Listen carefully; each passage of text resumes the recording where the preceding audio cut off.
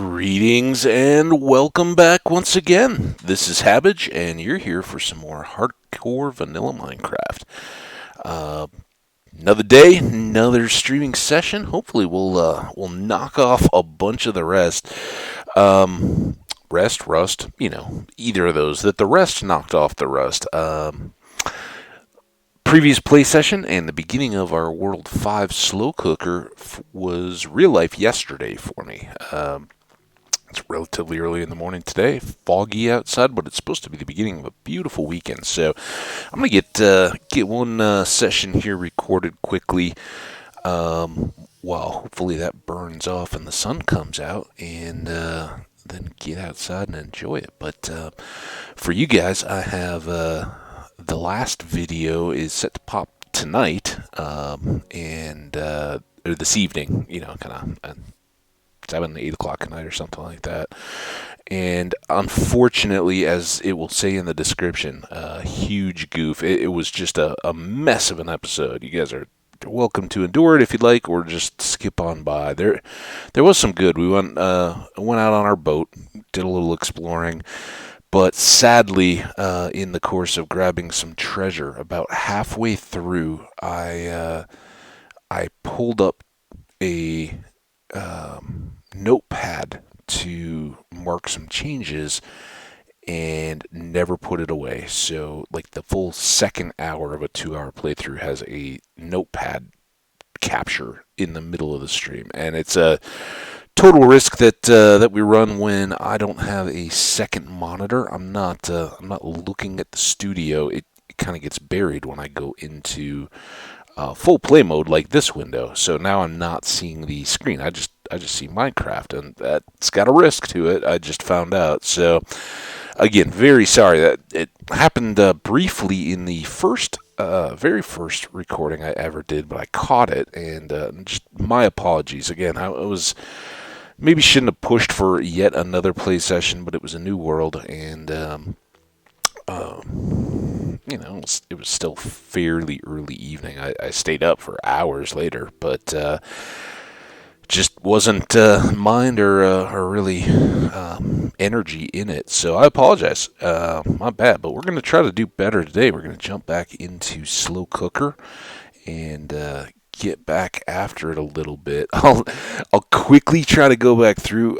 Again, I frankly, we're new enough. Not a lot of people are probably going to hit most of these videos going backwards anyway. And if I was you and I saw that and it didn't start going away, I would have left it. So just to kind of highlight, we got a couple more diamonds. We filled in a couple treasure maps.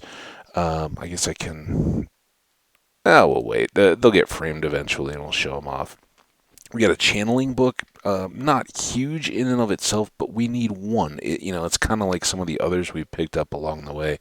It would save us from ever having to roll for that. We have some golden boots with a feather falling 4. Not the most awesome boots in the world, but if we early on wanted to go to the nether and needed some protection, some piece of gold to keep us safe from some of the beasties, that might be an option. So obviously lots of gold. That was good. Over here, the most significant thing, saddle was one, and then we now have enough obsidian to build out our enchanting table when it comes. And we got some random stuff in here, including a couple pieces of leather, another saddle, and a couple of the hearts of the sea. So one thing, let's do this just to kick it off. We need to earn back some goodwill from the Minecraft gods or my brain. Maybe it's just a matter of getting a slower start and kind of making sure we're back at it. But we've seen a dog around here, and while the barking may persist, we don't have a name tag for him or a hand, but even enough iron to really spare on some iron. But hey, what's up, buddy? I'll just call you Buddy for now. Maybe a name will inspire us along the way. But you're a pup, and while I don't want to kill you, let's just kind of cruise around and see. Yeah. I'd like to push back. The thing I mentioned in one of the episodes, and again, I'm going to kind of assume that most of it's not common knowledge. So if I repeat myself a little bit, I won't try to repeat all the kind of filler topic talk and stuff. You're going to have to play it in the background while you're not really watching for some of that. But one of the things that I mentioned along the way was that maybe we would use the ample deserts we've seen in our boat rides and make kind of a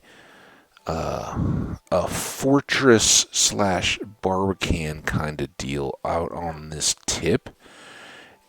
Make that our home. It can, maybe come up as far as here to incorporate this whole loop that and these original things, but kind of run it across. For those of you familiar with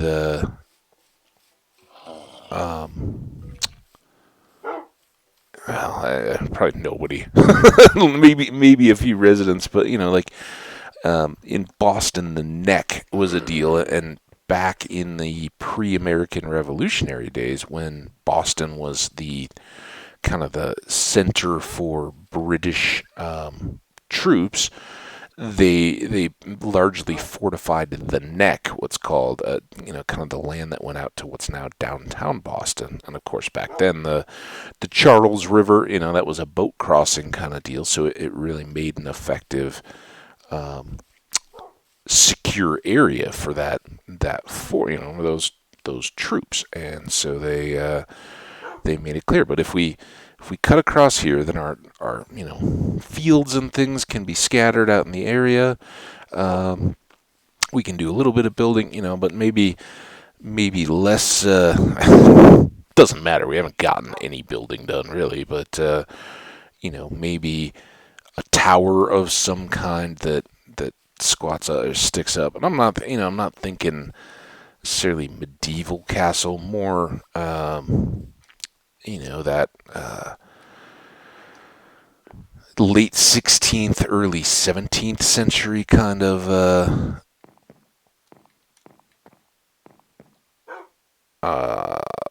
I'm sorry, late 18th, early 19th century, so mid to late 1700s, 1800s kind of throughout, where heavier stone walls that weren't just a curtain wall, but kind of a more of a raised battlement, thick sandstone walls around the outer edge, with some curves, and some, a lot of times those weren't necessarily square. They would have been hexagonal or even pentagonal, where they would have oblique type sides, and at the points they could help cover one another with little edges, and it would kind of evolve if we go, but that would be kind of fun.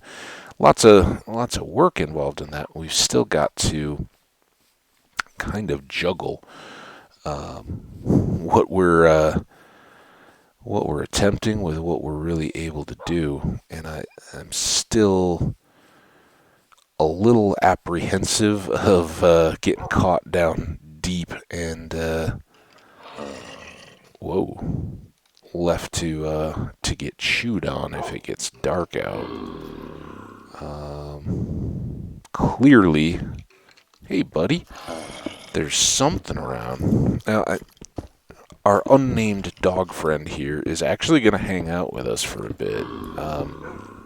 Typically, I don't like losing dogs any more than I like losing worlds. They're buddies and pets, and what would be sad is you go deep underground, pets become a real not a liability. They're not going to make you more endangered, but they themselves don't have real good preservation instincts. Some would say that maybe about me too, but they have an aptitude for just, without any real concern, stepping into lava, catching themselves on fire. They will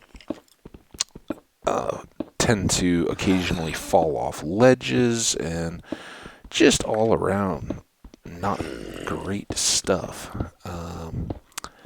So we'll hopefully avoid that. Now, I don't know where our loud neighbor is exactly. Kind of sounds like he's off in this direction. Like that. Oh, creeper.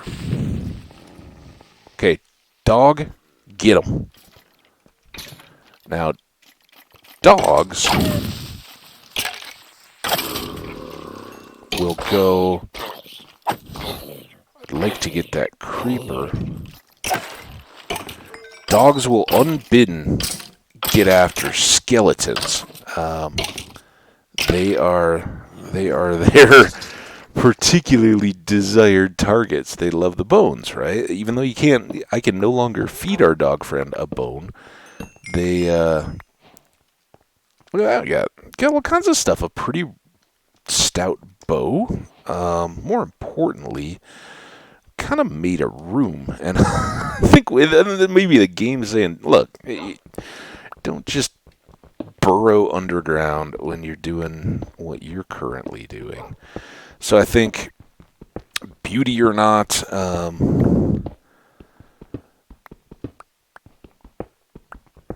stylistic or not, we need to make a quick entrance around this hole, so that we can get out and up without getting blown up.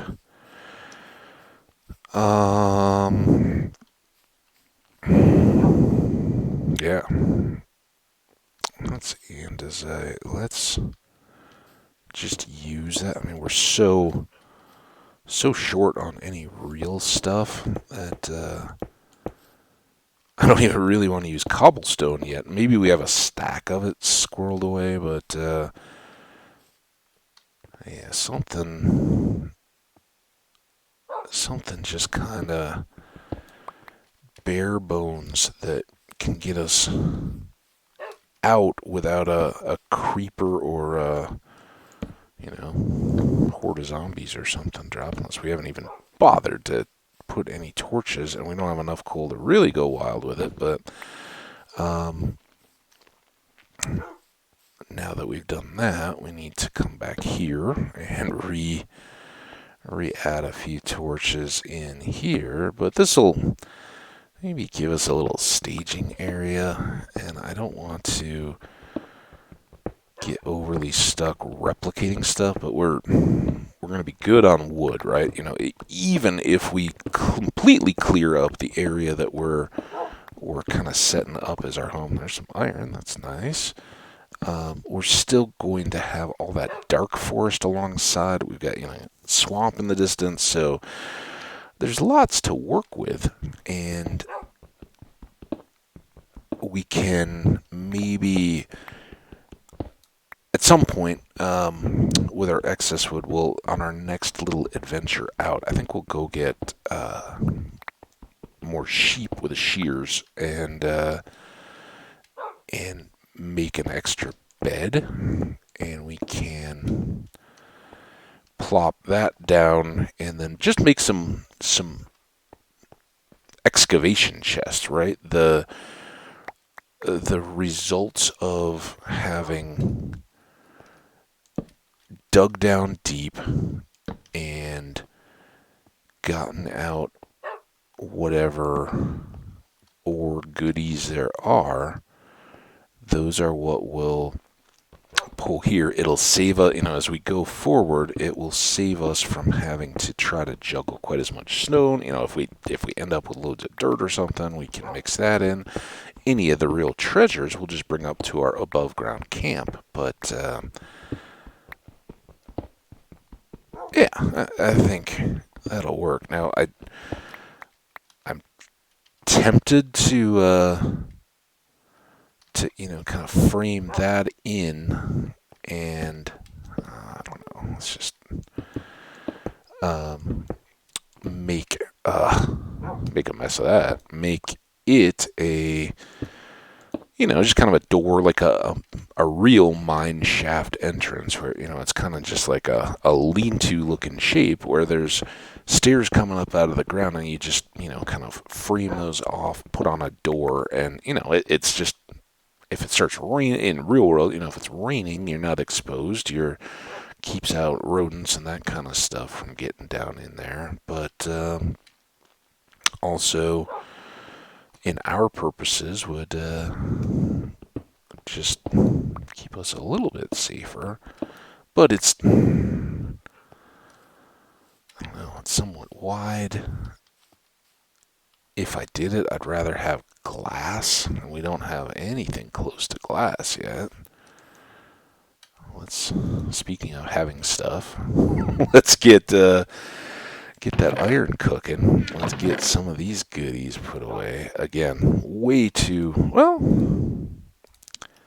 don't know if it's way too early. Let's at least use what we got and see where we stand here. I was forgetting, along the way on some of our expeditions. Yeah, we're still, even with 16 arrows, we're not quite there yet, but we'll build that up with that much bow health and already stockpiling away a few arrows. We're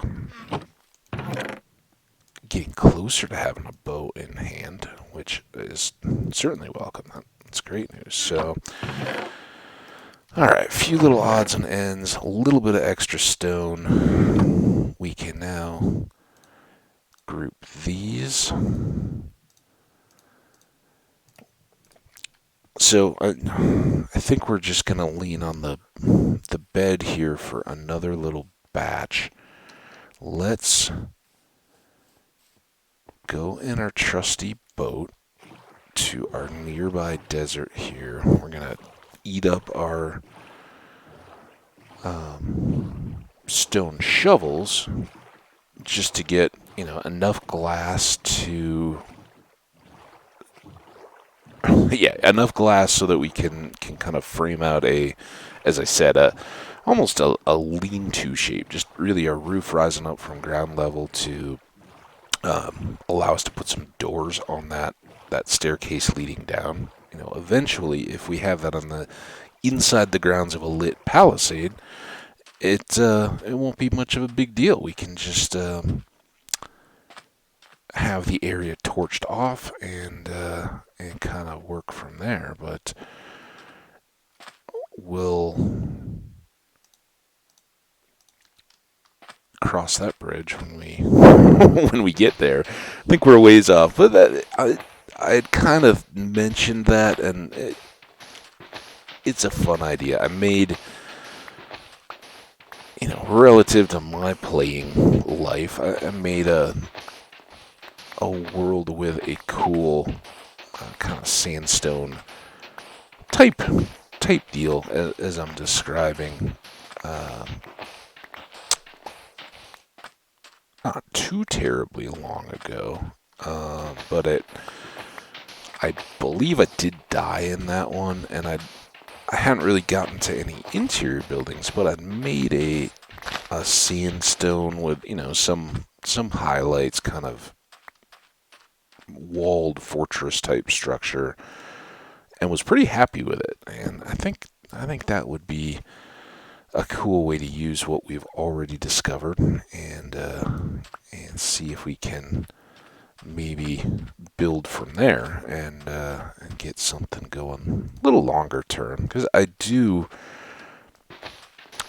as bumpy as it's been, and the last world, Elcano, definitely the it was a dirt or a excavated stone type house, but just using some of the polished garbage stones and things like that really did, for me at least, highlight that we're not entirely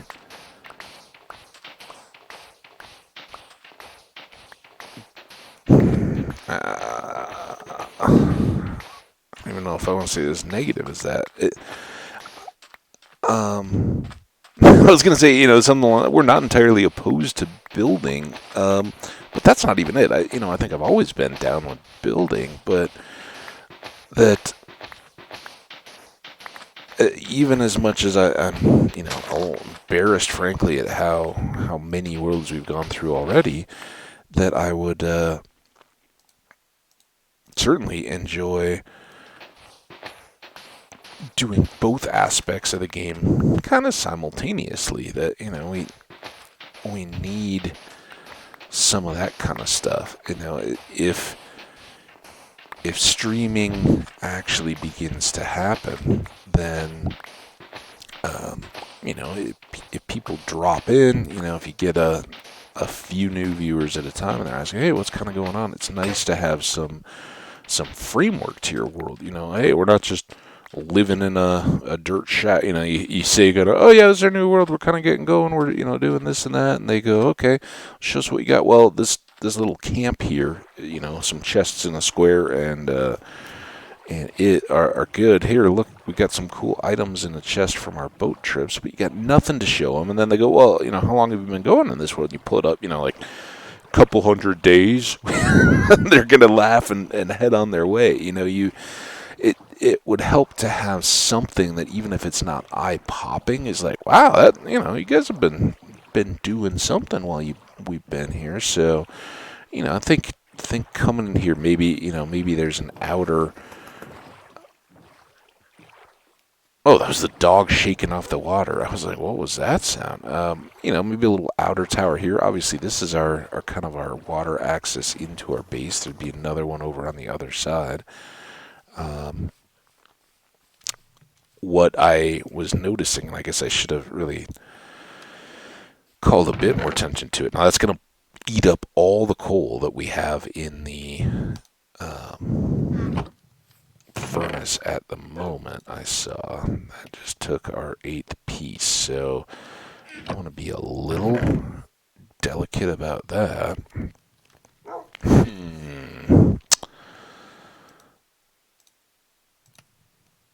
Let's do those and those. Let's go ahead and make more sticks. Again, the resource we're best off on is wood right now. So that's a nice thing. I'm going to take half of these for new shovels, because I hopefully we're now at that point where we're just using up our iron tools. Put these away. Make sure I didn't already make some shears. We talked about that. We're going to want a few more beds. Now, the thing that I just noticed, and I didn't call it out while we were there. Let's go. We got some time. We still got our bed. Let's go in quest of sheep. But here's what I noticed, and I've kind of been talking about it and my recollection of just discovering this point was that we'd come out along the sandbar and just kind of come upon this foresty section. I didn't particularly remember that it was disjointed, but while we were gathering that sand, it kind of became apparent that we're more on an island than I thought. If we come back around this side, there's more of our the dark orcs are the bad orcs. If we go back here, this isn't cataclysmic. There's some water here, but even if all of this underground, and it wouldn't be, but even if all of it was flooded, we could make a glass tunnel or something to get back over, and kind of then beyond this, I think we've got a pretty good continent of dry land. So yeah, let's see if in the savannah we can find a few sheep. Get our boat so we don't have to be dependent on coming back to any one spot. So yeah, savannah's good for sheep, if nothing other than acacia wood from there. I'm pretty sure we'd come out, following up from that village. That was where we'd gotten our watermelon and stuff, to that deserty one before we'd even found our home. We were just wandering aimlessly. So I'll maybe repay them a visit here. I think usually, there's some sheep. Little baby one too. If with the shears, we've talked about it, you get a random amount of wool, but usually more than one, and it would be yeah, we're gonna get more than one. It'll be awesome. They're gonna all run up to the top just to be difficult. But we don't. Those sheep are obviously inferior. They don't even regularly kick out a bunch of wool. They just drop a piece at a time. We have been to this village, right? I don't really remember that house. Oh, we're gonna get this while we're here. Hey guys, just gonna do a little mining. Oh man, really little bit of mining. They probably worshipped that one piece of coal. It was a totem of the village, kind of like the Sankara stones in Temple of Doom. Wow, that must have sounded a bit villagery.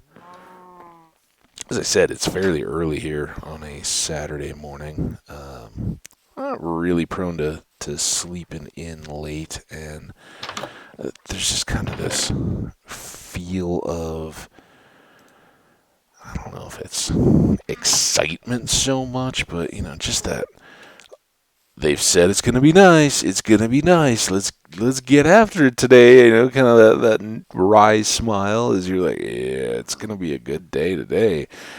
And then when you go outside and it's all foggy, and you're like, they weren't wrong, right? This is gonna happen. And now I'm thinking, well, it's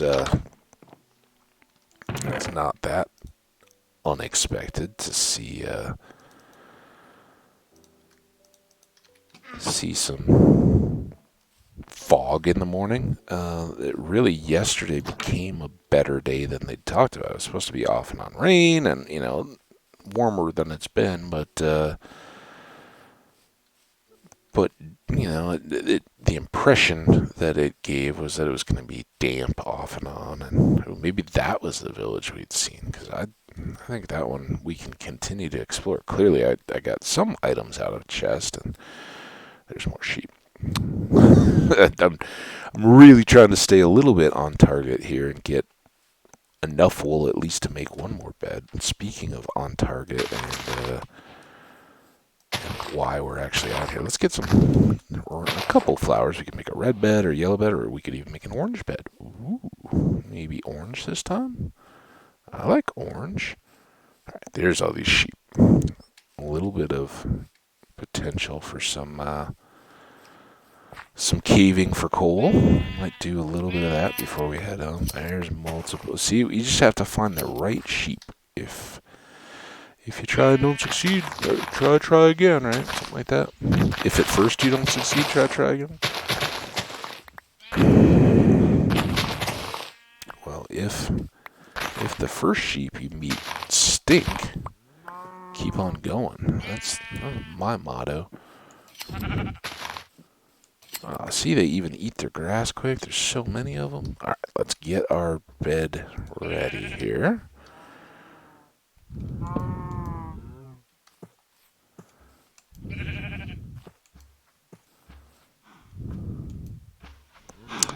All right, I'm going to take a little sip here.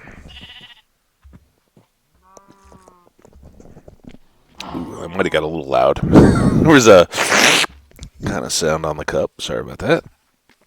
So look at all these sheep. Let's not forget that there's a cave back behind us, but let's just kind of create the circle. It's all these that I never know when I'm walking through that tall grass, which I've several times voiced my lack of real affinity for.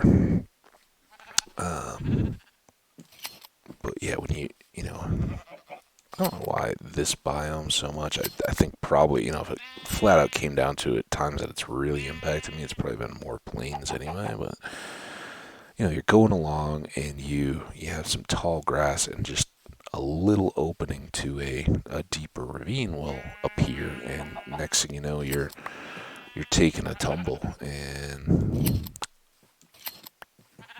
of many of the potential issues in Minecraft, the things that make the game interesting. That's one of them. This morning, as I was just kind of waking up, I turned on the TV and was looking at YouTube. Just the random stuff. Obviously, I didn't want to watch anything long play or any of that kind of stuff. But one of the Yahoo recommends things popped up, and it was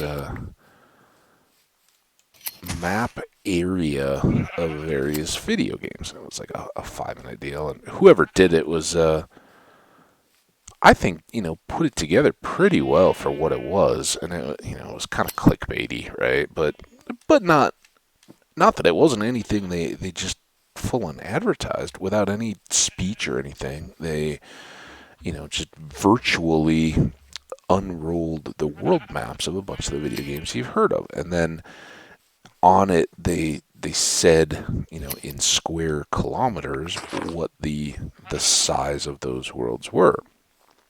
And at first, you're kind of looking at it and you're going, all right, this is where's mine? How does my favorite game show up? And kind of early on you see things like some of the Fallouts. I think a lot of the games I wasn't directly familiar with. There were a lot, or I was and just haven't really played them. I've never really played the GTA games.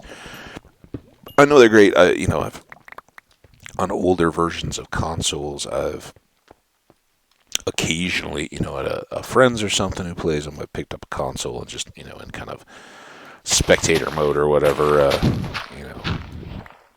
gone out and tried to get other various cars and played with the weapons and all that kind of stuff. And I've never done a campaign or anything like that, so don't get me wrong, I'm not saying that. But yeah, they had worlds from Assassin's Creeds and various generations of a lot of these games. And it's kind of interesting, but you're kind of watching and you're like, man, that game seems. I would have always sworn that game was bigger than that kind of thing. And, eventually you come to realize that what they're showing doesn't necessarily equate to depth of content, right? Because the developer can declare whatever scale they want. And you may have a world map that, is hundreds of thousands of square kilometers in this case, but it doesn't. It doesn't have a whole lot within it. It's basically filled with fast travel points, and you've got 5 cities in it, and the cities are the only where that there's actual gameplay. Some of those kind of things definitely, you have to take a grain of salt as you're watching those. So it was, very quickly you're like, okay, this is kind of cool, but actually, as you see games that you've played and see the comparisons of them, you're like, oh, okay, not quite as cool, but it was, they're all put out there relative to one another. So the one that's 20,000 square kilometers is shown proportionately to the one that's 200,000 square kilometers. So they start with the smallest and work outward. And that, again, this is, it was kind of just a cool throwaway 5-minute video. But I think, at the very end, they pop out and they've already started jumping a little bit. So they, I think for instance, Fallout 4, which was, one of the first dozen or so of these maps that they kind of made a spiral of as they worked outward, was somewhere, I think, around 9 square kilometers, which seemed a little low, and I don't know what the scale is. I take it at face value. I'm not questioning any of it, but it it certainly seems like from going all the way into downtown Boston and then working around it, out to the coast and all that. I would have guessed it was a little more than that, but I don't know. I don't know what conventions they used for comparing it to the real world Boston or any of that. It just struck me as a little surprising that it was quite that small. But I certainly felt it was close, right? 10 kilometers to get in and out of a city kind of stuff. That seems about right. It wasn't like it was the entire northeast coastline where you were bouncing between Boston and New York City or anything like that. So the scale was different. So I wasn't crying foul in support of one of my favorite games or anything like that, but it was just definitely cool. And as they're going out, Skyrim, for instance, is much bigger than that Fallout map, and some of the other games all vary. And it was interesting to see that a lot of the older Fallout games were actually much bigger, and that makes sense. Fallout 4 was a dense, intimate kind of exploration of a small part of the wasteland, where Fallout 3, yes, it's big, and I wouldn't say that the content rivals it, but or the content density of that game, but it you were doing a lot more out and about around the wasteland, if that's fair, makes sense. So it just struck me as a cool little comparison. Anyway, the point was, as you can expect, even though Minecraft is an open world sandbox game, and I think most people know this, even most people never see it, but there is an area in Minecraft called the Farlands. I think Farlands, is that right?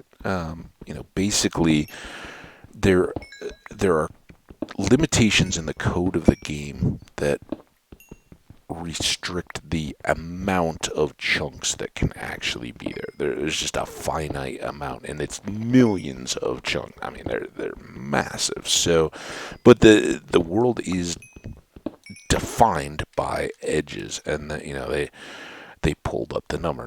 Something like 4 billion square kilometers or something, 40 billion or something. I'm just ridiculous, eyeballing the number. And when they pop the map next to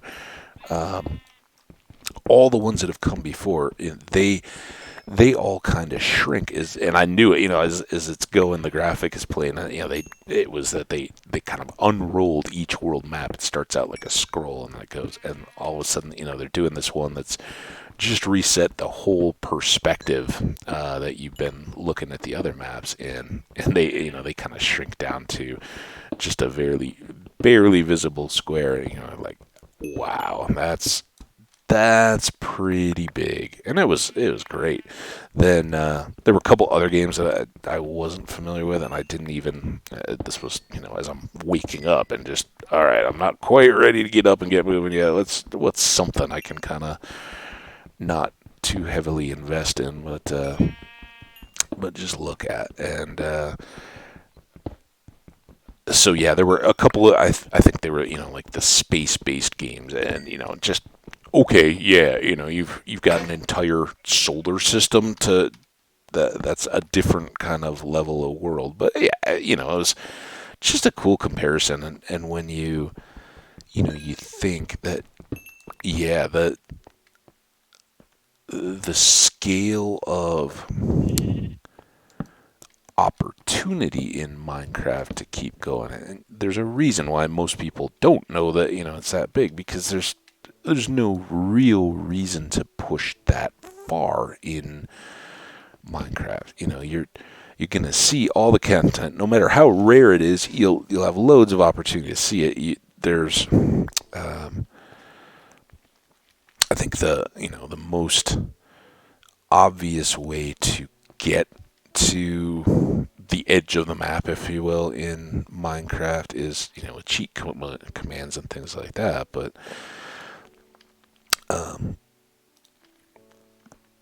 even if you weren't to do that, or even if you were, before you really got out there, you'd have already had more than ample opportunity to grab loads of even enchanted apples. You would have bumped into so many mansions along the way that those would have kind of been laughable. It doesn't. You don't need that much space, but the lack of limitation is so nice that here is a good example that when you get out on that ocean edge, you're like, all right, yeah, I've got some options here. I can kind of keep pressing in a direction and see where it takes me. That's good stuff. So I think we fulfilled our mission aims here. We got some coal. That was number one. We got some wool. I guess wool was specifically number one, but we got some coal too. That was our biggest need, even more than extra beds. But between the two of them, we'll be well set. Now we can cook up what extra iron we have and press on with our stairway down first. Once we're really set on iron, I think this neck of desert would have to be what we use to start any real building, and that's not a stream for a Saturday that bodes poorly, I guess, for spending a lot of time indoors playing video games. But we'll definitely keep that in mind. I think that's growing on me, and just having this stuff is good. I hope we don't get too much trouble underground from the water. That definitely is something we're gonna want to watch closely. Hey, doggy. I should have really had him sit. Surprised he stayed kind of as well as he did there. So, here's... Oh, that was obviously not doing its thing while we were gone. But, so good to have this stuff available. Alright, next thing we had talked about. Let's make 3 red. Let's make 6 yellow. Let's make 6 orange. And we'll just, color up some wool here. It's like Easter eggs. Alright, 6. Got a surplus, but we have loads of white. I probably should have grabbed more red flowers. I'm not opposed to red beds, but as longtime players of the game know, the red bed, while it's iconic, it was the only bed in town for a long time in Minecraft. You didn't get options. It was red or nothing. So I like to mix it up. I've seen a lot of red beds. By far, white is the next most common, because there's so many more of those. But we'll try to maintain this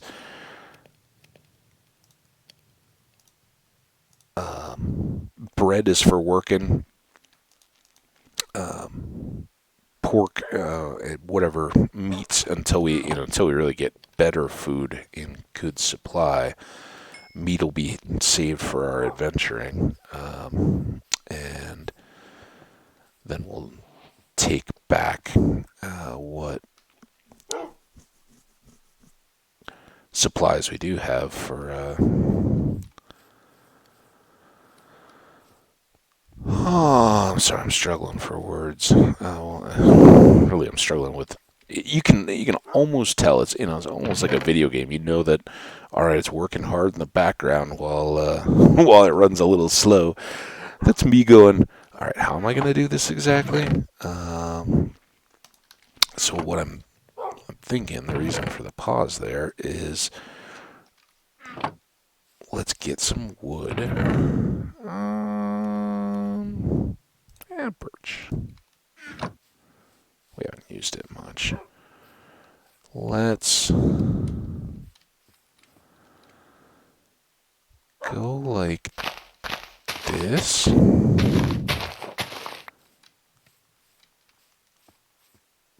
And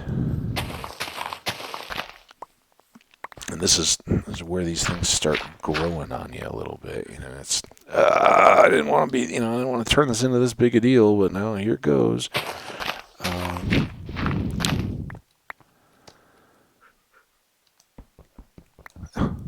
So I think, I kind of like the turn back, but if this was coming up in any real sense, you wouldn't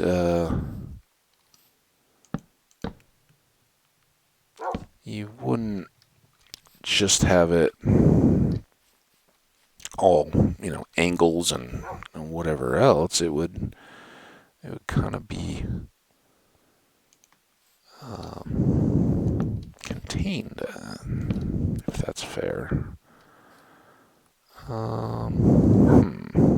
You're not a huge help when you stand right where I'm trying to work.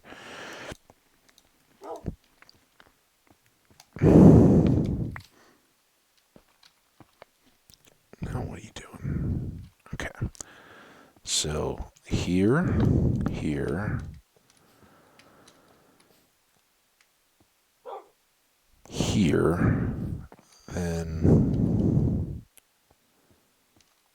here, here, here, here, here, here, here, here, here,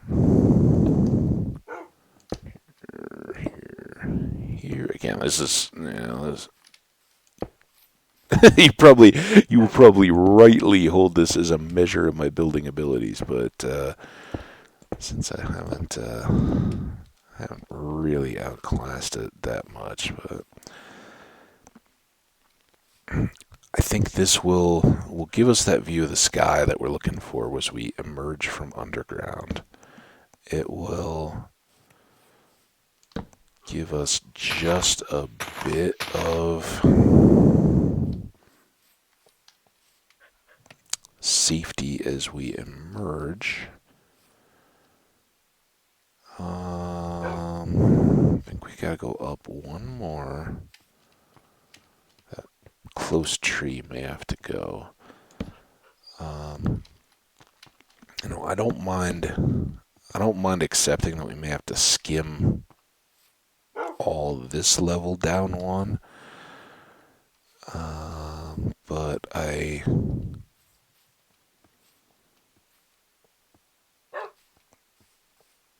think we can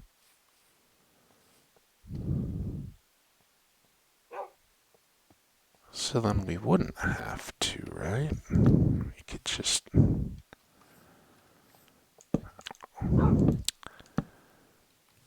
do that. Do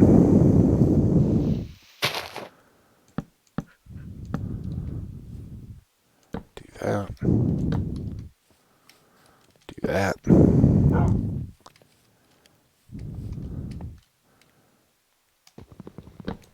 this. What I'm really trying not to do is block the view from below. I should have left one or the other of those up just to start this. Wrong tool. So we can fill in the rest. We probably have some more glass done now. Almost done with our stack.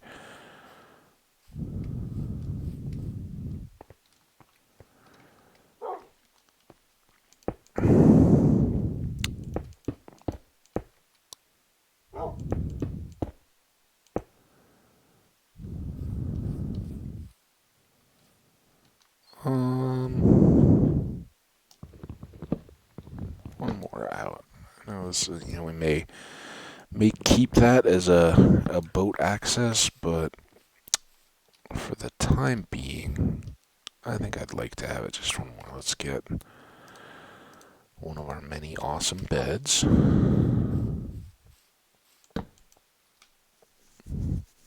Ooh, the orange blanket feels so cozy. Extra fabric softener. It's just, kind of snuggle up, good sleep. Alright, so these two could then be turned.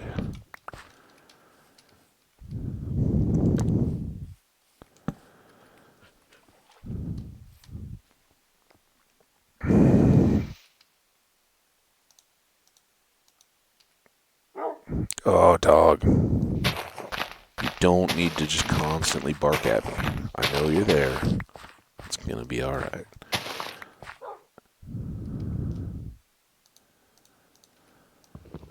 Chop that. Posts here. And there.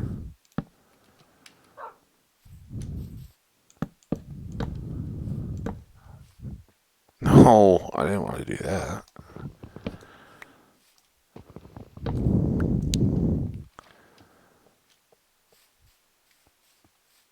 Now,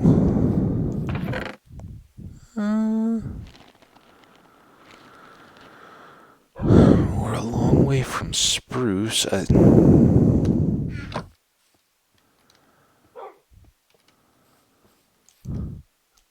The producers apologize for the diversion in the midst of gameplay, but would like to bring you the opportunity to explore a little bit. Oh, that was a different world where we had an outdoor building chest. Dang it. Okay. Yeah, certainly we don't have any spare doors laying around because we haven't built anything yet. Alright, now. Oh man, no. You go back. You stay. You stay. You get cooked.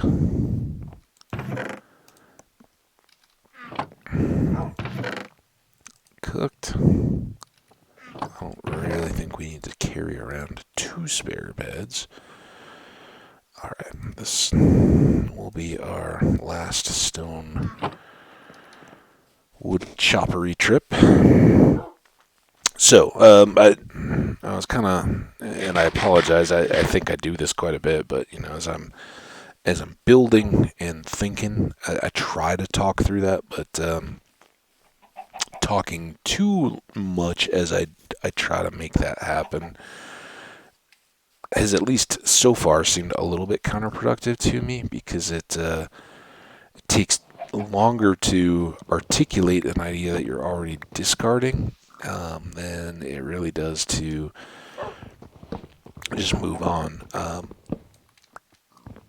So that you've kind of seen the gist of it. It doesn't warrant a whole lot of explanation, really. That there's an angled glass roof. I'm gonna make a glass window on that wide wall. Doors on the 2 sides, but I think to fill that in, somebody wants to be a pet too. The wild dog's like, wait, this guy's got a collar. I'd like to be a dog pet. You have any bones? Give me one. That was kind of just cute, but as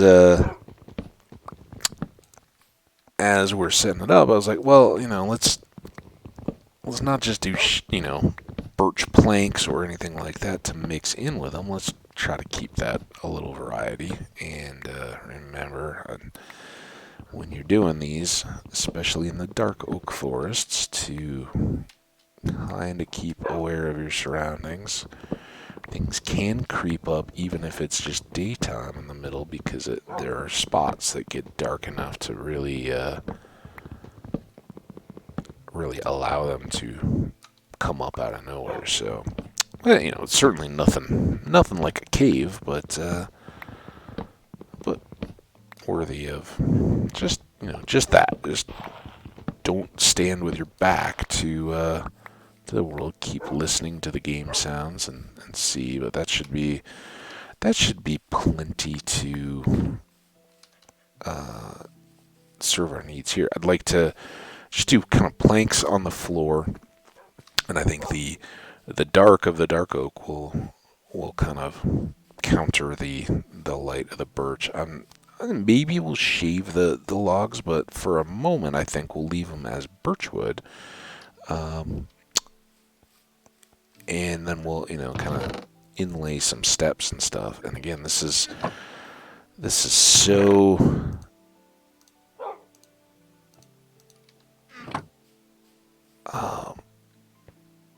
relatively lightweight compared to other building stuff, and really is just a starting point to build from, and more functional than anything. In all we're really trying to do here is let us see the sky to know if it's night or day as we come up, and keep mobs from coming down if we dig through the night. And I think it'll fit the bill. Now we're gonna kind of plank up, and then we'll have to fill in our stairs to accommodate that.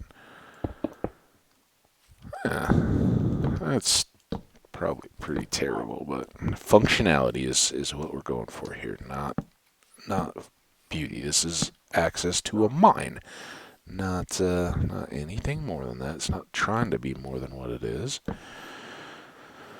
So here we go with our. Let's make some steps while we're at it.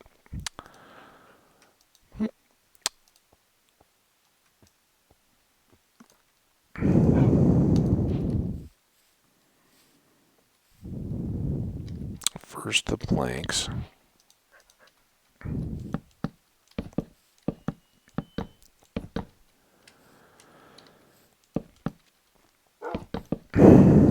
It wouldn't be unprecedented to just drop down some 2x4s along there to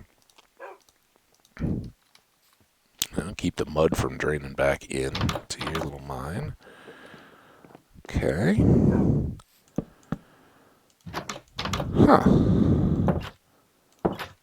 This is nothing too crazy. Now, where were those steps?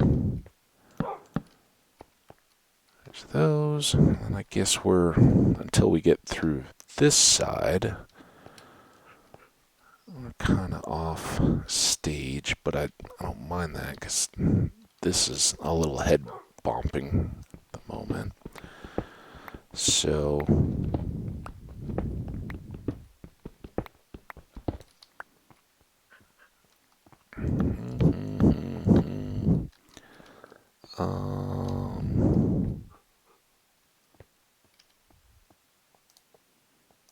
spitball in here. Maybe that. It doesn't have to all be paneled in. This is really just a transition. Eventually, of course, we'd want to do some kind of stairs. If this, if that goes down to a mine we want to make use of. But for now, I'm just sitting here thinking, like, I certainly wouldn't mind if there was some coal under any of this as we go.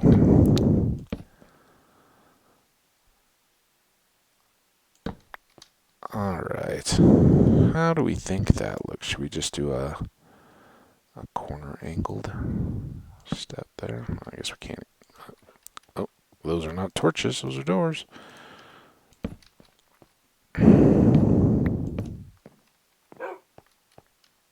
Alright, so now as we're coming back up, at least we can, night, boom, we're going to come in here. We'll go ahead and leave our other orange. Maybe we'll put a different bed in here, maybe yellow. Orange is, they all have their, oh, what? I'm not redoing the whole thing. I thought a two wide stair planks up at the top would have been kind of cool, but I don't know why won't you guys? Oh, maybe we need to do the middle first. Do that, then that, and that. There, that's it. At least not terrible.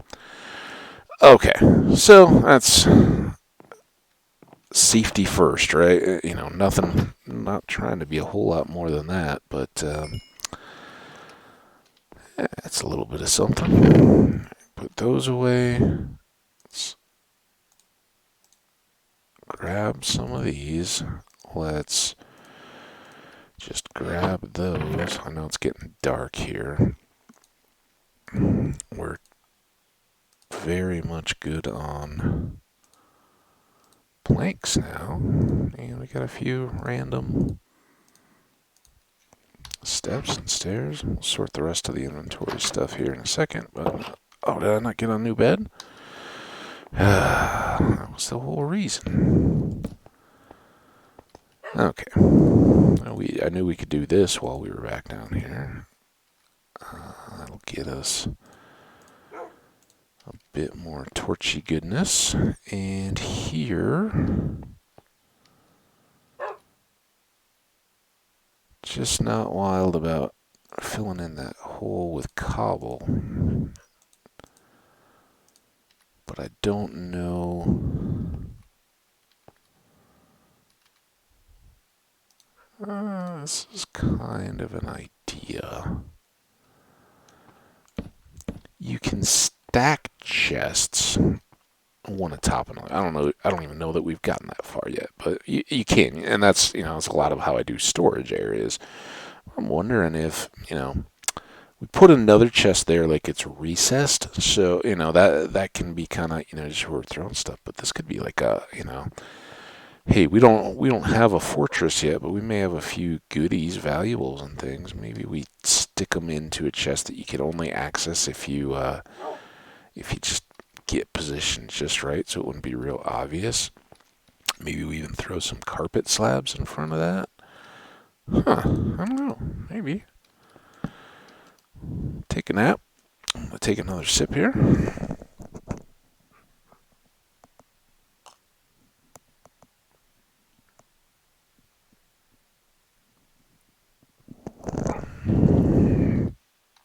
And I'm going to do my very best not to move into this cave. That is not the intent or purpose. Like I said, I'd like to keep my orange bed for the better likelihood that I don't just leave it when I'm out wandering. In yesterday's flustering mess of mistakes, one of the things that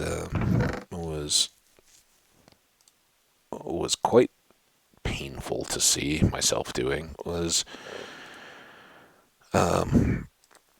repeating back the boat trip, but it reminds everyone, or me in particular, of some frantic nights when I wasn't really equipped yet for full nights of combat with mobs, and having to survive in maybe 1,000 blocks that I'd covered in the course of a day after leaving my bed on just a nomadic kind of exploration, but usually walk or even a boat, right? Even if you're boating and you've stopped at the shoreline, left your bed, and then forget to break it and pick it up on the way out. You just wake up. All right, let's go get them. Come on, let's have an adventure, and then you're in trouble. Let's put this bed down before we forget anything else. It's just so that we have one down here, and now we won't have to. We won't have to carry it around. As we dig that hole, and we won't have to worry about conflict. So this and the kind of camp area will work out a lot better once we have some kind of a perimeter wall established. But we're not going to rush just sitting around here to do that. Instead, I think we're going to review our gear. I'm going to, without trying to open up a new window, check our time. And then let's go for a new. Oh, this is this is one thing I talked about a ton yesterday in the last episode and never did do. And this is I'm not going to show you because that would lead to disaster. In the slow cooker notepad, though, I am writing down base camp and the dimensions negative 546. not that one block matters, and 1375. I get in the habit of going back and correcting myself. Okay, let me real quick just save that. Get back to our world here. And I'll just escape one more time just so that you can see where I'm pointing to. So I get in the habit of using these values. I used to just look at, whatever the rounding was. And even when it becomes a matter of aligning portals. Wow, you're ready. You want to come, huh? All right, I hope you survive, buddy. But at least your replacement is friendly and introduced him or herself. She's probably a she since we called you he and boy to start, so we'll go with that. So yeah, he was ready for the boat ride. Oh, I was saying the accuracy of the numbers never a huge deal. You can just see on the darkest of the horizon below the kelp there, kind of at front, was another one of our drowned structures. I think I pointed that out in past boat trips. I hope I'm not repeating our first little venture out. I don't remember how far this coast went, or if I know we'd kind of looked right around this island, and that had been about as far as we'd gotten, but I don't remember if this looped all the way back around to the last ones were swamp and the icy biome, and we'd kind of explored back that way and known that there wasn't a whole lot. Let's push out around the Mushroom Island. I'm audibling. I think we've got more to potentially discover going this way than we do potentially getting looped back in on our base.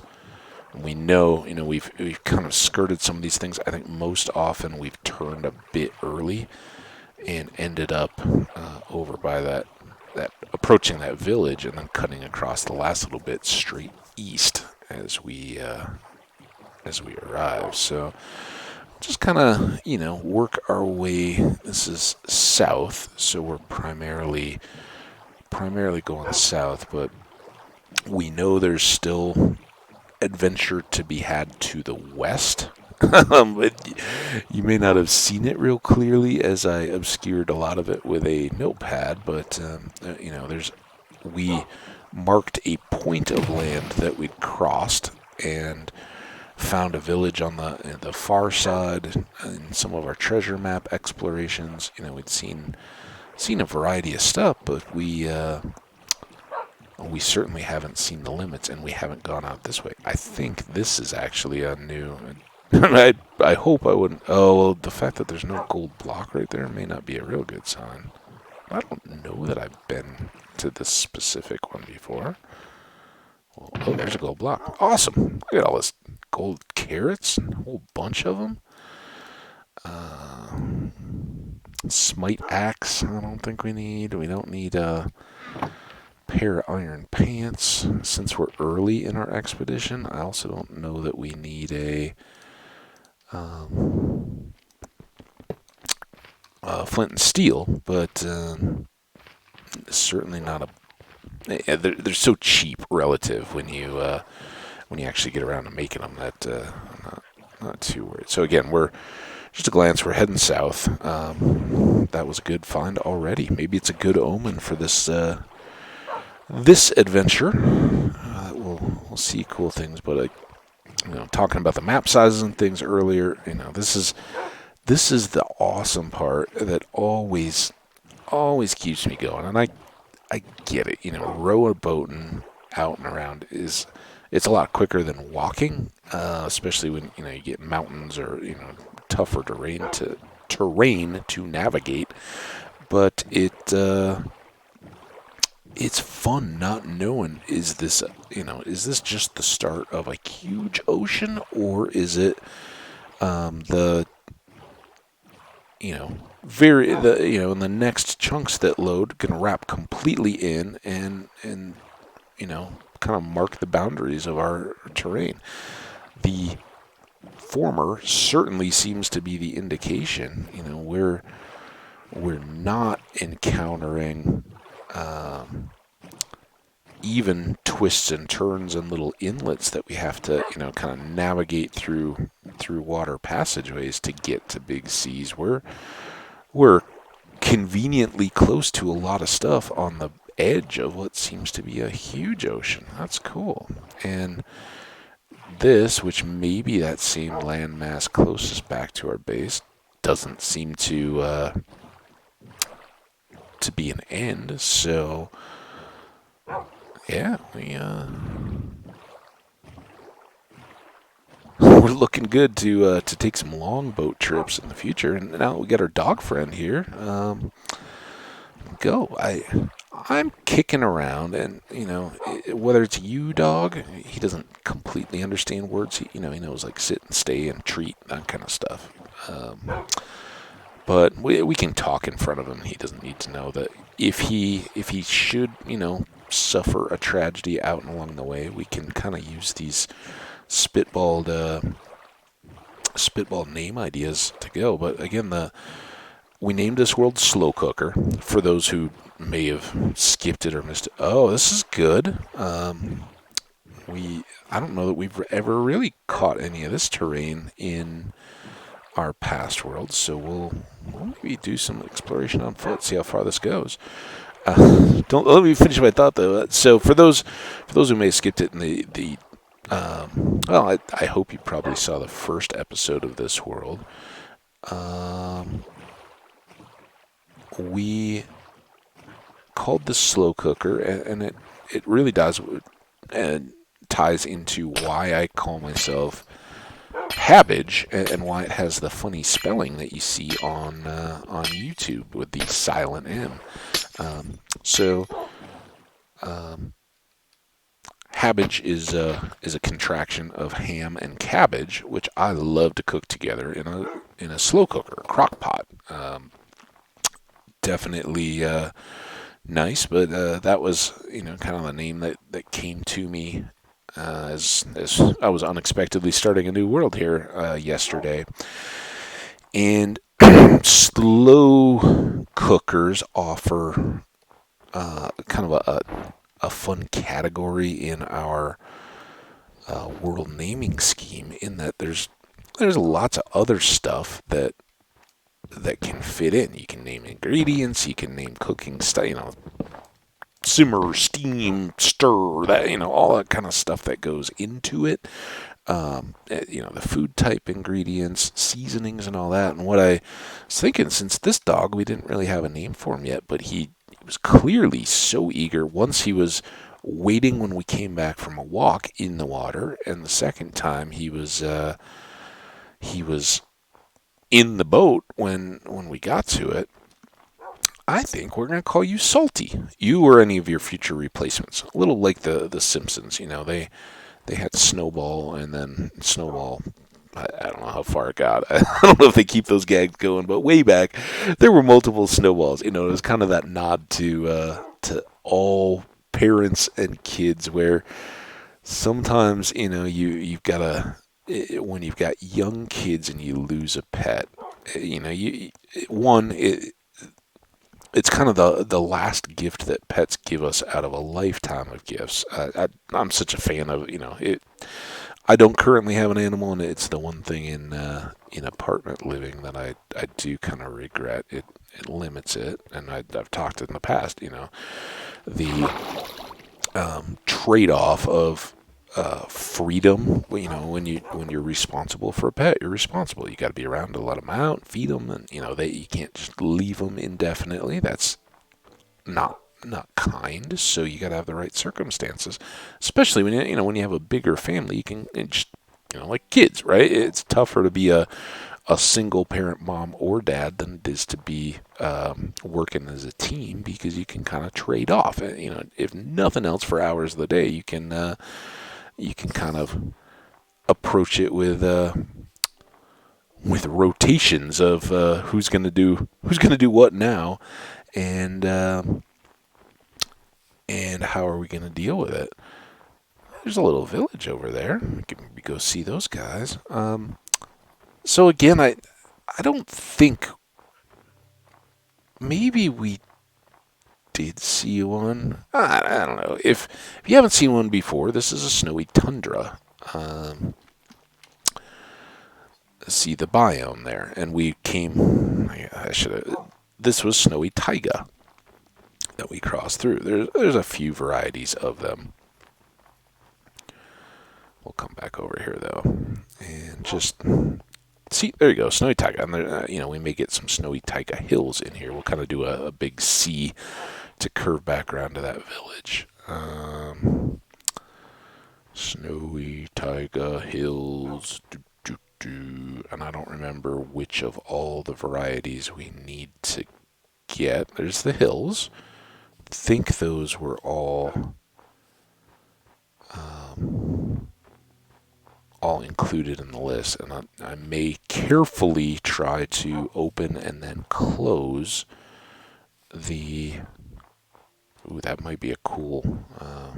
That might be the village, though. I was gonna say that might be a cool rare biome that I don't even think is tracked in the advancement. Well, we'll find one of those. I'll save that one under my hat here for a surprise for those folks that may not know it. But yeah, so you get a number of the different snowy versions of biomes, and they kind of work to evoke this sort of world view where it's more or less things that you're familiar with, but they're icebound, and they would represent more of that very far northern Europe or Canadian style, northern United States and Alaska certainly, but the areas where either large expanses of taiga and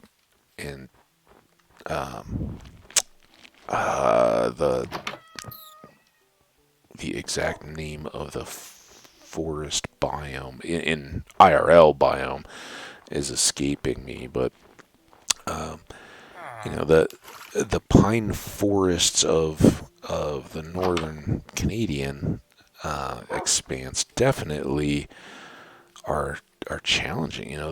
The trees do pretty well, but they actually support a fairly small footprint of life within them, because there's not a lot of it's largely ground cover that's not robust in the sense that it's producing a ton of different food options out there. Hi. You're just gonna jump in the bathtub while I'm visiting, huh? That's weird. But yeah, they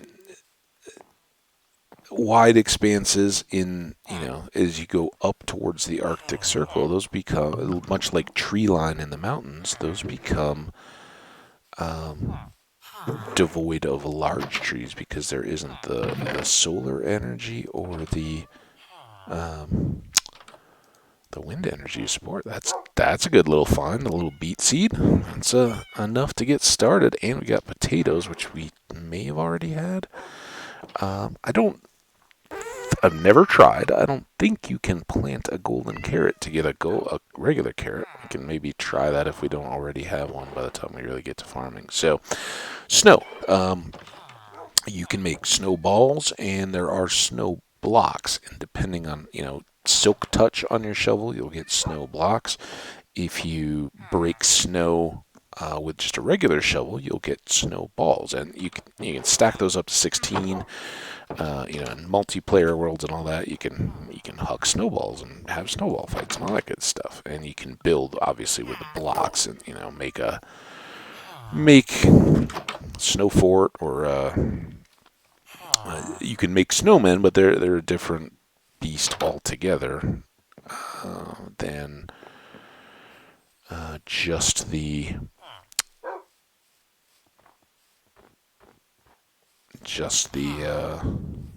construction aspects of them. They function somewhat similar to golems. Have different attributes, and as you can kind of see from the architectural style around these villages were relatively recent. They came in with lanterns and some of those things, so new village type to explore for people. As you can see, they do have farming in them, and that looks like potato, which we've already gotten from some of their chests. So they do gardening, and I think a little less likely on some of the wheat, and a little more likely on some of the veggies and stuff. Quote me on that though; could be wrong, but we. In our explorations, we have racked up so much wheat, not to even mention the hay bales that we're sitting on, in case we ever needed to, that we're really in pretty good shape when it comes to all that. I grabbed a smattering of pumpkins, too. I think we've already gotten some, but, when you're seeing so many, you can take a few, and, you're really doing the plants a favor, giving them less competition for resources. So we are at a little bit of a point of wanting to keep pushing in our exploration and not getting too lost. I think we'll just kind of run parallel here. We're headed east. Check that. We're headed east, and we took our boat this way to get here. We're going to go back that way, but we're potentially now going out beyond our base and may have land masses in between when and if we get back to the ocean when we do cut north. But there's some good reason to either walk or wander through these snowy biomes that I don't know if we'll find or not, but I'm not. When we see it, we'll talk about it. And this is where I thought we had kind of talked through one in the second world, but I don't. As I think back to kind of what we'd done in the map, I can't think where it would have been. So we'll kind of treat it as new. If we come across it, I'll talk more. But by and large, we're just kind of taking a walk in the snow. It's a beautiful day, as you can see. It kind of portrays that. Yeah, it's been snowing off and on, but there's some flowers popping up. Maybe it's quite a bit like current mid to late April in the northern hemisphere, where you do get some blend. So here's the structure I was talking about. We just came upon one out in frozen tundras. You can find igloos, and this is just out here. They'll be scattered around. They have a bed you can use. Nobody actively lives here, so you can kind of make yourself at home and expand as you need to. They're kind of nice. This one doesn't have a whole lot more to it, but it has this carpet, and we'd already talked that in our little. Do I want both? I don't think I want two colors of carpet to carry around on our adventure. I'll probably just pick that back up. Oh, ate it. I guess we could have slept in the bed there. As you can see, red. The kind of nod back to original Minecraft when they did those. I think that every igloo will have a red bed, and that's cool. I want to sleep. There is a specific mob type that we would have to come back here to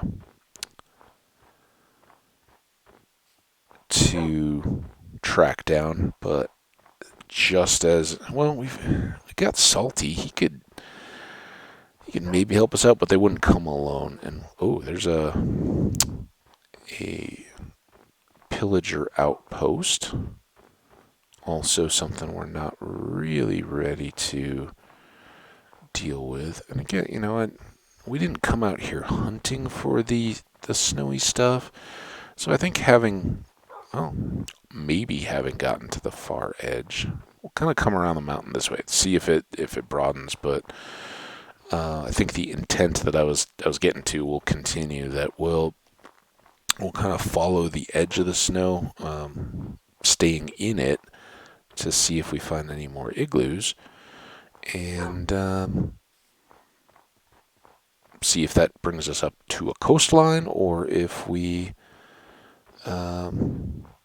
seen it. But we will know that there's more snowy world to explore and play in later on. We can come back to this. All we have to do is jump in a boat and head south, oddly. And that's one of the... some lava. I can keep you warm, but certainly don't want to fall in, as we know.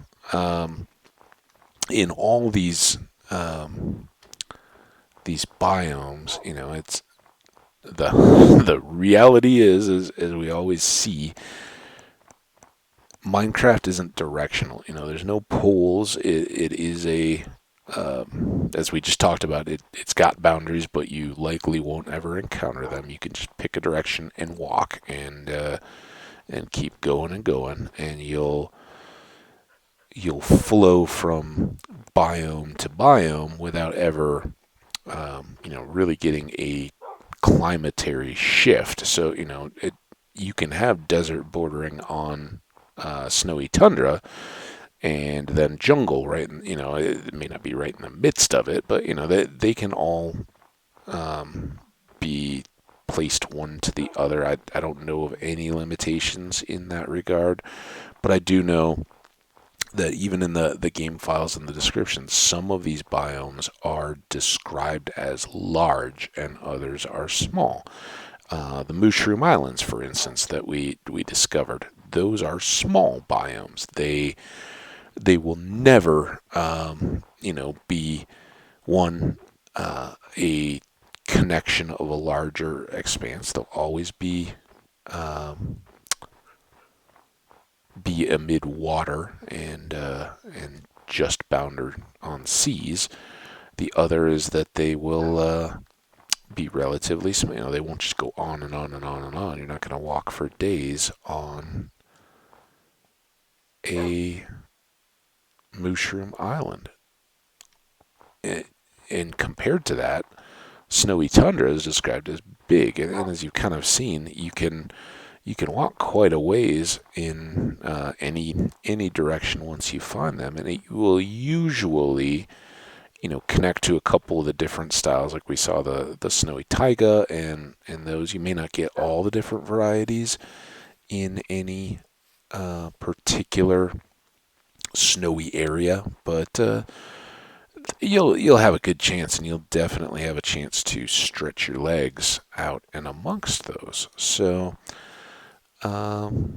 pretty cool, and definitely one that has an appeal to me as a person who likes winter and, would, I think, always want to live in a place where I had 4 distinct seasons. I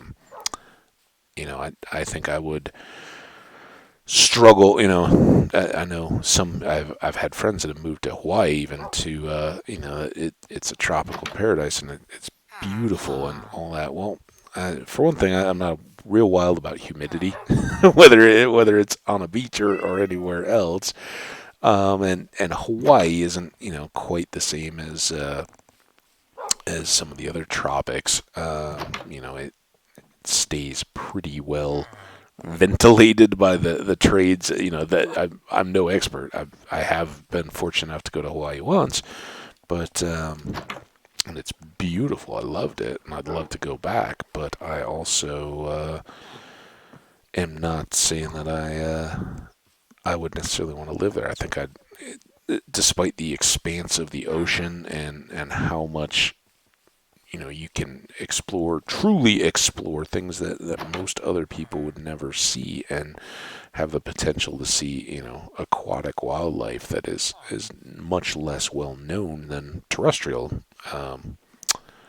wildlife. So all that would be amazing, but I think I would feel very, very hemmed in by the lack of just get in a car and drive type opportunities, and then also the lack of seasonal change. And I know varieties between dry and wet seasons. Those kind of things do exist, and appreciate that. And I know if anybody lives in Hawaii, feel free to tell me how wrong I am. But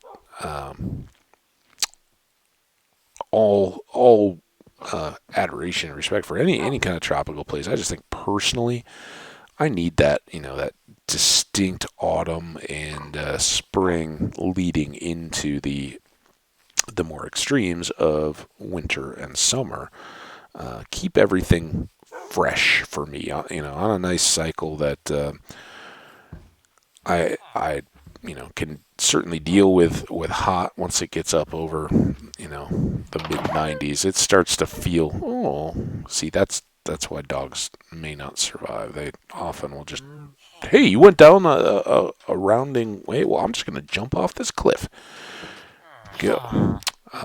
Once upon a time I had a roommate, friend for a long time, friend from college. He was getting a house, actually helped me move back out to Colorado after school and get my first temp job when I was back out here. But he was buying a house. I ended up living with him, and others off and on throughout in that house for a long time. And over that time, he had one dog that he raised from a puppy up, and it lived. I don't know how old it was eventually, but eventually passed away. That was too bad. But both golden retrievers, and he still got one. I've since gotten my own place and all that, and been out on my way. But he's got another dog that was a puppy while I was still there. So it kind of feels like pets in absentia, and a happy, willing dog sitter and all that kind of stuff. But this first dog, once upon a time while camping, we're just cruising along down an actual like a 4-wheel drive road. So it's a dirt road in the mountains. Sometimes it's more rock, sometimes it's a little bit of dirt. But with the expansion of ATVs and things, they get pretty regularly used, and this wasn't incredibly remote, but we had a campsite up amongst some rocky edges. Now this one, we'll go check it, but it has a likely low likelihood of having what I want out of it. Anybody peek? We'll see. We'll get, what we're really interested here is the carpet. Oh, just getting carpet. And, I want to make sure that none of this water had bubbled up from below it. And see how it's, You guys tell me, was I hitting the wrong spot? think a little of my mock surprise is gone. I was grabbing the wrong carpet. Wow, look at this, guys. There's a... Ooh. Is this gonna kill me?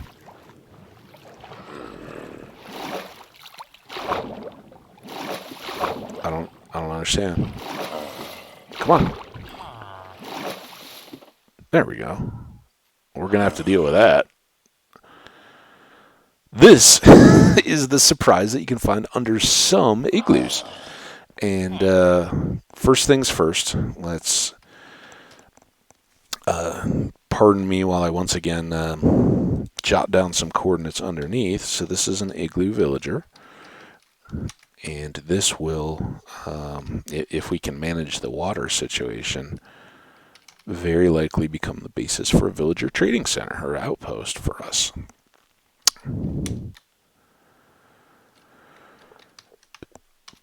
And you'll see why in just a second here.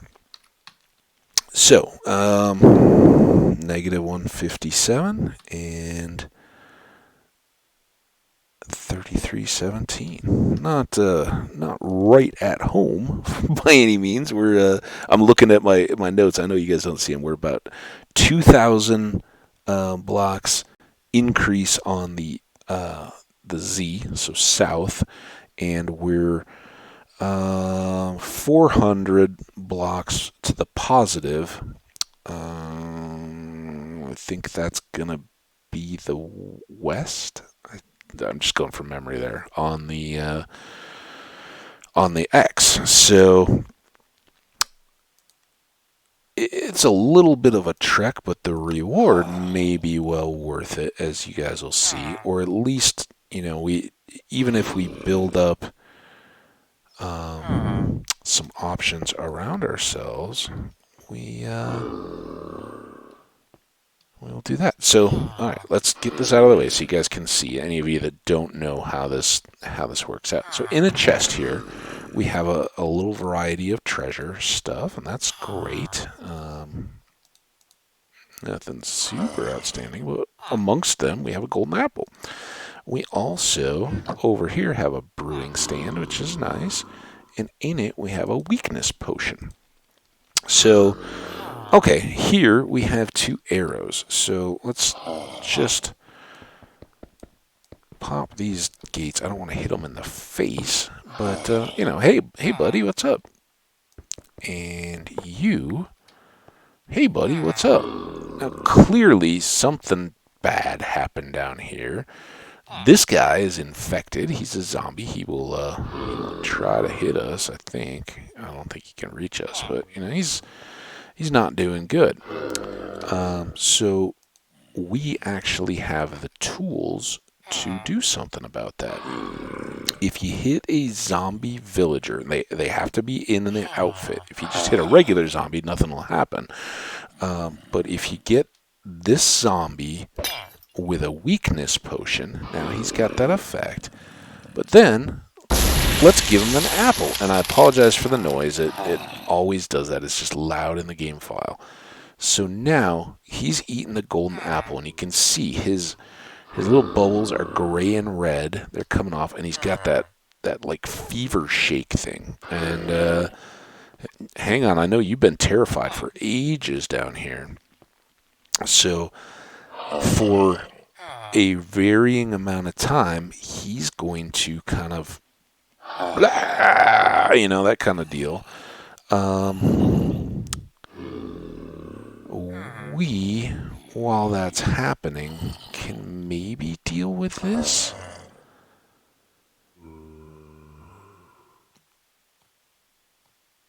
I think I'm a little scared just because there's that weird transition of getting out.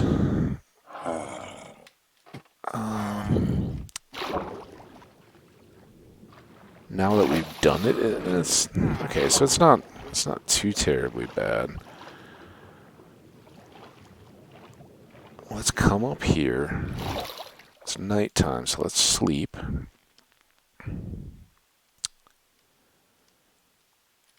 Now, Let's hope we don't. I don't know what happened to Salty. I don't think he could follow us down, but I'm kind of trying to see if one of those mobs happened to show up while we were out here. I don't know. Salty. Oh, he may still be in the boat. We leave him. Was he in the boat? Did he get abandoned back in the village? They will kind of teleport around sometimes, and if they don't, they'll kind of hang out. So sometimes you'll have long since given up on a pet. You see these stories on the news a lot, right? They love them.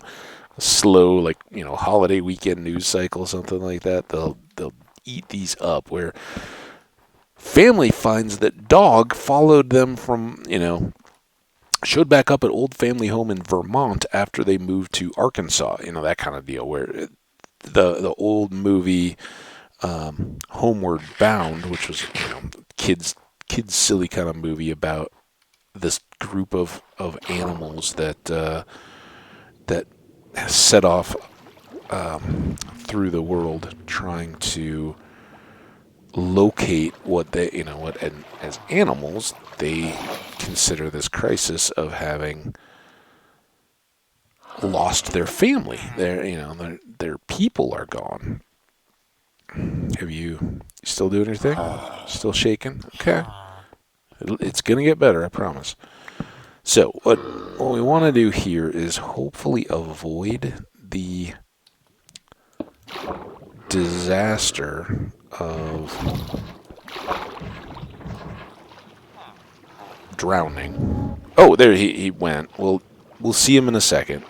So what we were basically doing there is curing him of his zombieism. So what we're now doing is curing this. Oh, we gotta go. Go, go, go, go, go, go, go. That's why this is dangerous. We gotta keep our air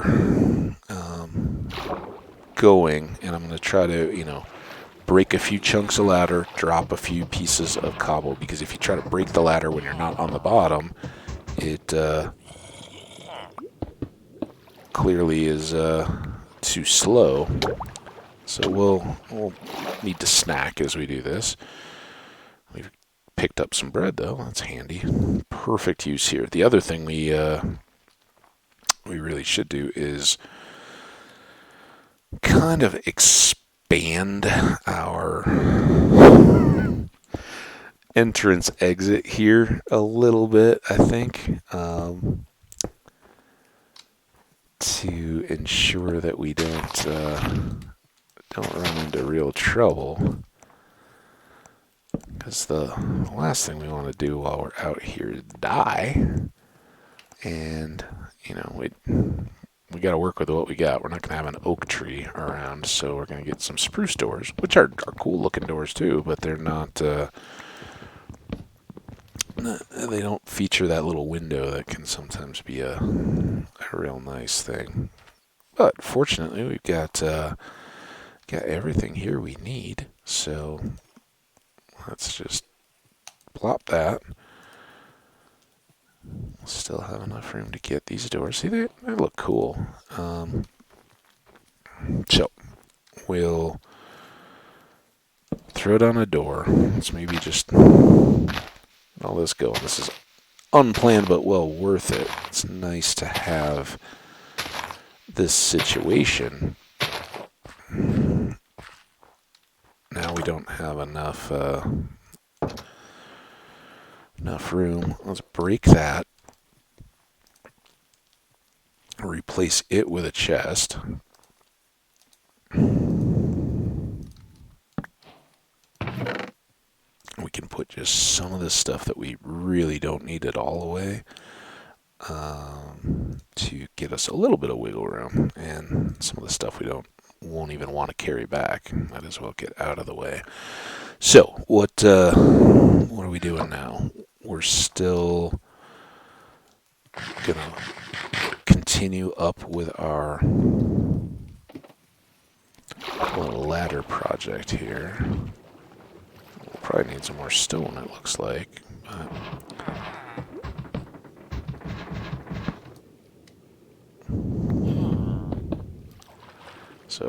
go, up and up and up. This should really be getting easier. Oh, it's because I dumped all those. I was like, well, I don't know. Why am I not going to have enough stone? I guess we can use this dirt. What is that? 18? I don't think we're going down more than 18 at this point. So again, let's show some bread here. Let's get our axe ready. Try to fit through the hole.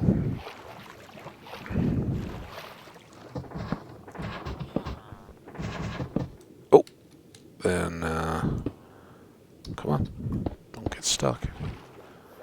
Up, up, up. Big old breath of air. Down, down, down.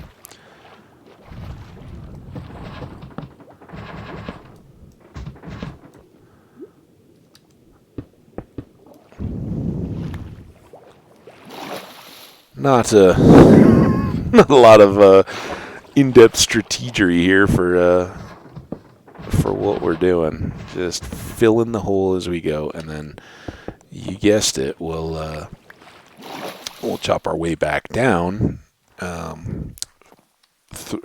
pick our way back down through the dirt and stone, and when we get to the bottom, we'll just put the ladders back up. So it should then give us nice dry climbing up and down to our now 2 villagers down below us. That's the idea anyway. I don't think I've ever come across one that's been flooded like this before. It's kind of a new. I heard a zombie and I wondered if maybe he was an indication that it got nighttime out.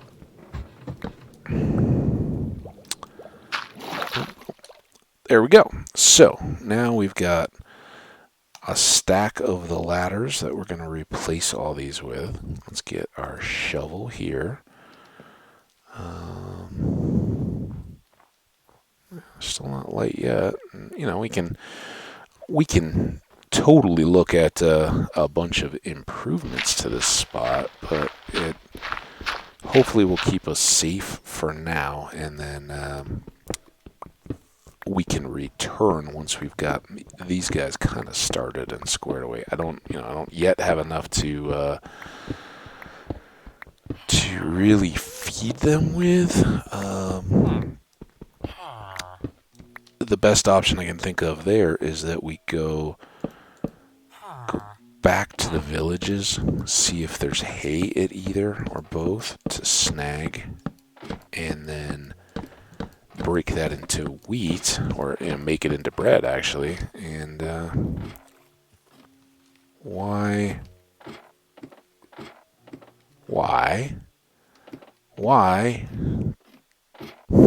where did we lose a ladder?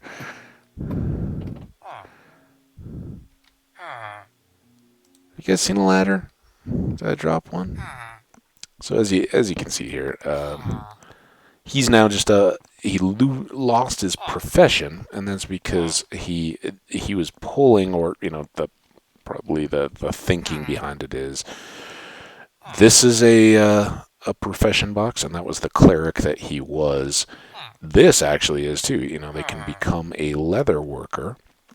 So a couple different options. Now you can jump from the bottom. I think I've seen that. I've just done it without comment on a couple of the trees. It's a good safety measure, and it works well here. I don't know whether mobs will do any ladder climbing, but just by putting that one extra, it ensures that nothing can follow you or go up and down. So with that little hop, you get enough separation to go. So let's throw the dirt in. We'll kind of reallocate what we've got here. So I think as we talked about, we can see if our dog is out there, and we can see if they have any hay for us to borrow.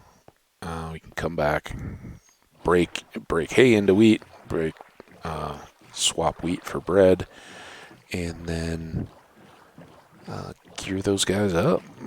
Get them started on breeding. And what I'll basically do and have in the past is start a little underground villager spot, just like what we've created. What we created in the Susanna Dean world out in the, just from scratch by pulling in the villagers. Here we have that. Hey, there you are. We have that already set up and ready to begin with, just by nature of two of them, conveniently placed underground like that. Why try to extricate them when you can just kind of build from there? And I think that isn't unique to me, that that you would look to that kind of use for an opportunity like that. So really good fortune to get that opportunity. Now, I don't recall that we ever saw hay in any of the various chests. Wow, that's our first seed. Man. Yeah, we got a lot to do, Mr. Villager. We found some of your friends. Did a cleric go missing? Maybe with a a plan for a big experiment and one volunteer? I think we found them. They might have been down there a while. They didn't look well adjusted. They're not coming back exactly, but they send their love. So, yeah, unfortunately, this isn't looking like a real hay village. Hey, village. I want to marry you.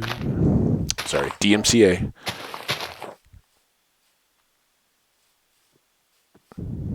That was clearly fair use with modified lyrics.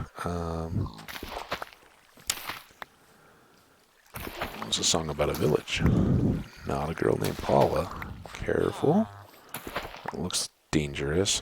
So, plucking this wheat is nice, but it's not going to get us to a stack of bread, which would help us out, just jumpstart the whole process. So I don't think it's worth running all the way back over to the one tundra village we discovered. I think we're better off. Come on, Salty, get in the boat. Get in the boat. Time to go. Go on. Hey, come here. I've never been a whistler.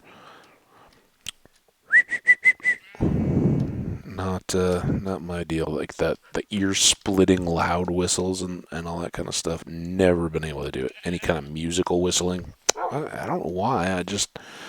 I'd love to be able to whistle. I think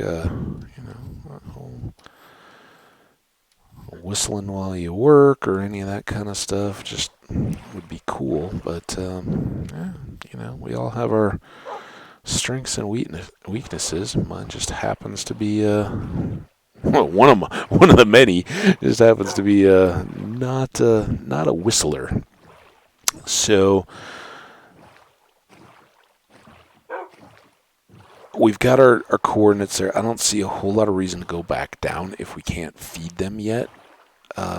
This will be an impetus to making some fun. Now all of a sudden, hey, we want to get some farm, but the advantage is that guy in particular has been healed, and he may, this may not be what we worry about particularly for a librarian. I don't know.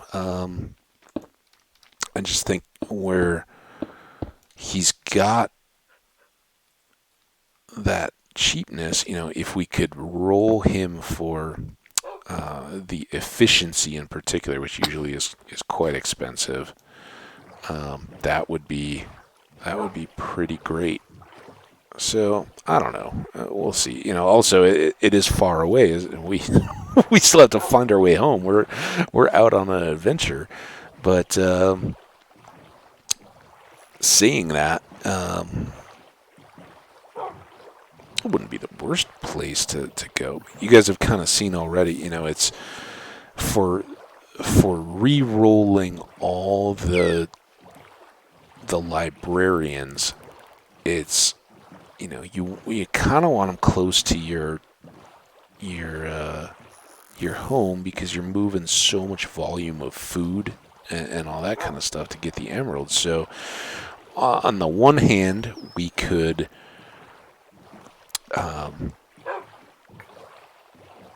we could set up farmers in a nearby outpost and make that our source of emeralds, and then just breed among the librarians and use them to further away. We wouldn't have to go as regularly, all that kind of stuff. We just set up at some point in the future to take a lot of food and hang out as they bred, and then we re-rolled books, and we do less frequent but longer trips and hang out with them as we got them ready. The others, we kind of leave those two as they are, but give them professions, try to get a good trade for the guy that's going to always be low cost, and maximize it that way, and then just do everything else separately. So we'll see how long it takes us. If this is wide open water and we're like, oh, that's it takes a Minecraft day, and it's not the most fun. Remember, it won't be forever until we have wings and can shorten that time dramatically by just flying. The other thing we can do is set up another portal between these. So even though it's 2,000 blocks, you divide that by 8, and that gets pretty short as far as a trip through the Nether. So we got lots of options on how to manage that, and whether we want that to be a large scale villager operation or just maximizing on the fact that we have one really good trade there. I don't know. It's been a long time since I've actually discovered one of those with time, in-game world at such a time that it worked. And as I've described, there are ways to more effectively automate healing of villagers, so you could actually do it in bulk. Never really tried or bothered with that too much. All right, we're getting close. So tough to see these kind of things when you're close to them. That's pretty low. I don't know. Are we going to be able to do this? If it's got a... Now where'd it go? How did it...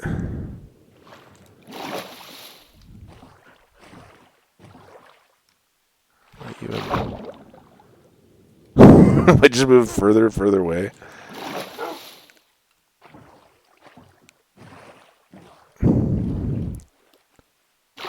Okay. So if we aim for these gates, don't get hung up on a... Oh, that wasn't what I wanted.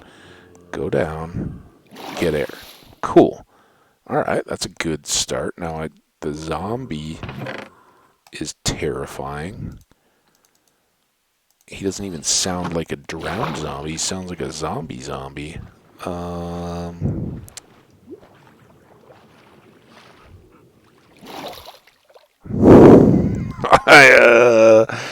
don't know. What do we want to do now? Let's get back down. I full on realize I just totally didn't do anything more than I'm actually going to want to do.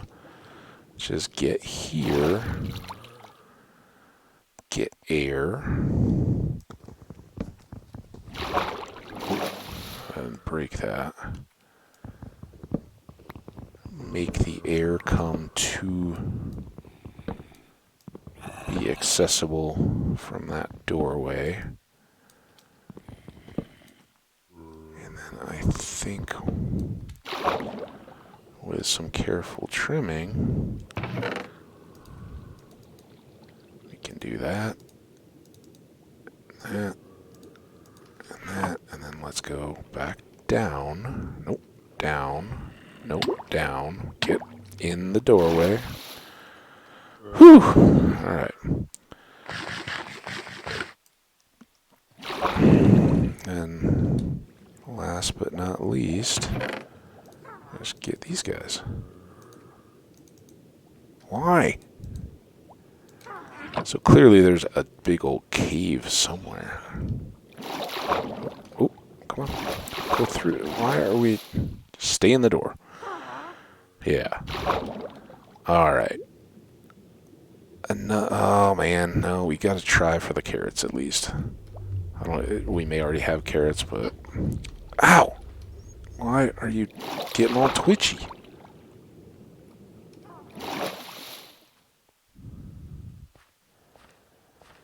Okay. No. Alright. What are you... Ooh, respiration. Oh, no. Time to panic. Get over.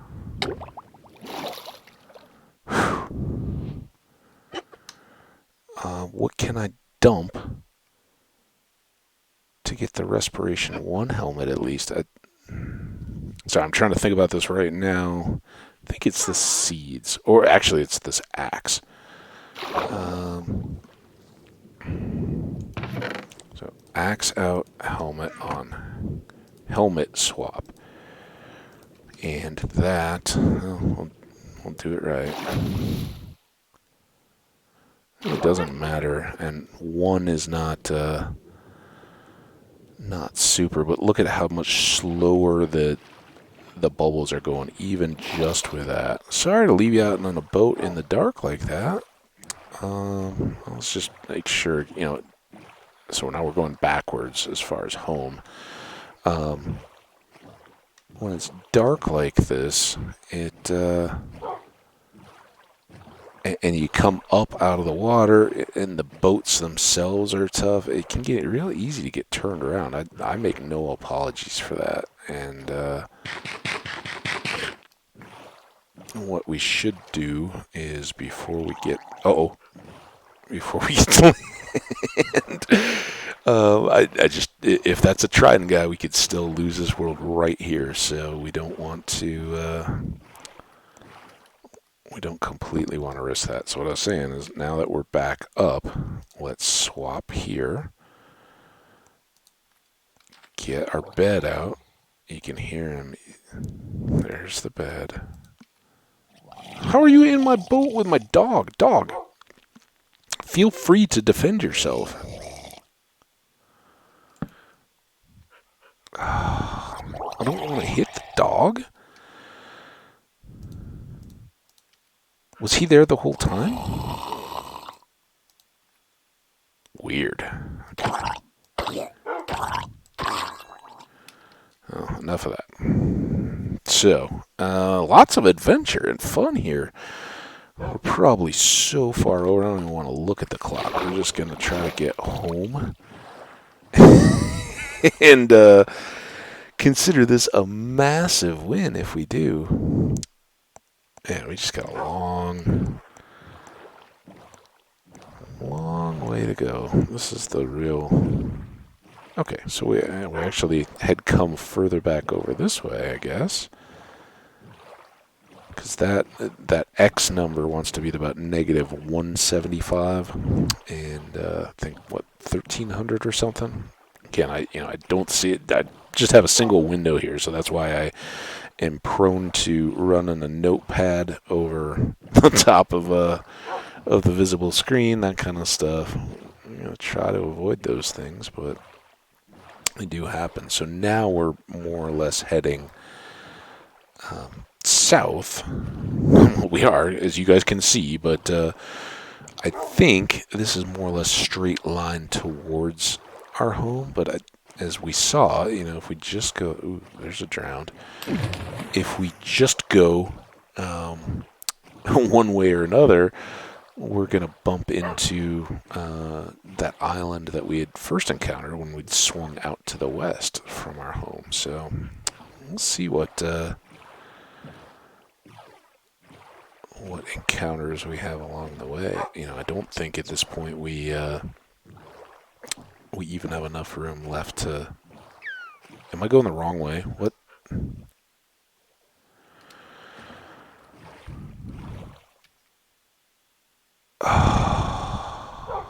Oh, there's a drowned. I wonder why he's there. Probably because we were on a shipwreck and just going right over the top. Man.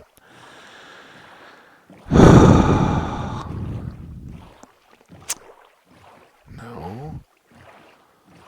I was like, that really seemed... We should really be going west, not east. Look at the directions, not just the numbers when you're traveling by boat or not. As I was so aptly saying, it's easy as you're getting in and out of boats.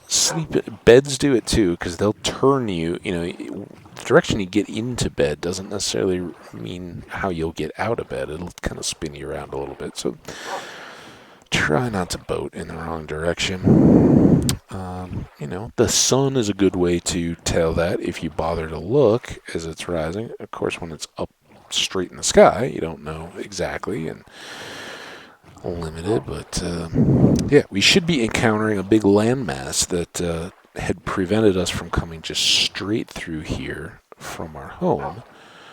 But I don't know if we can just go right around it or not. I hope we can. That definitely would be a time saver. We don't want to go right over this Guardian Temple, but I think this may be the edge that we want to kind of work.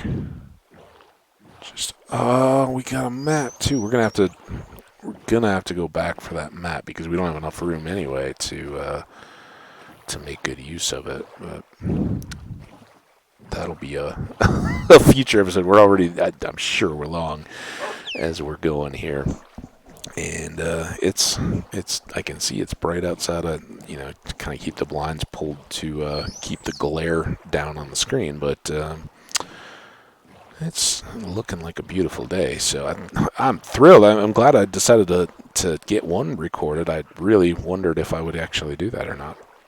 But I'm glad I did. This is great. And this should be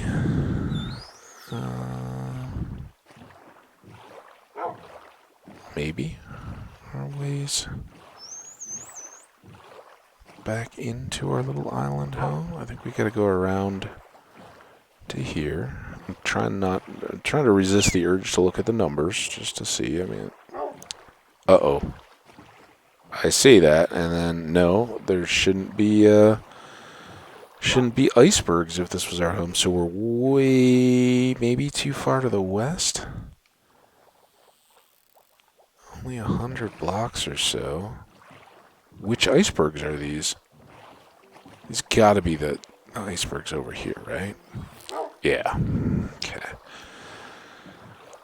So I knew we were close, you know, it wasn't once we were headed in the right direction, it wasn't like we were never going to find home again. Yeah, I think we got to kind of keep angling this way. Well, now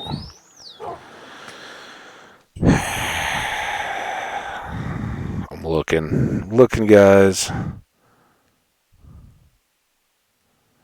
Oh, I was just okay. So here's what happened. I was confusing the x coordinate of spawn with the x coordinate of the bait or camp, and that was a problem. I was thinking negative 175-ish, which is about what spawn was. It's really negative 550 or so. So here's our home over there. That was my bad. At least I can tell you why I did what I did. Oh, look, our bamboo is grown, though. That's cool. I can see it in the distance. See it right between these two trees here. No, we don't have any room to trim it, but we definitely, will come back out to this kind of Outer Banks type areas and make that. And, again, with the big fortification type architecture that I'm thinking, we can cut out here and maybe, leaving some sand, and not just water, stone all the way, but we can, maybe cut here, make a water gate through this, and cut through. For now, at least, we just got to get 2 wide holes on either side so we can fit through in our boat. And there we go.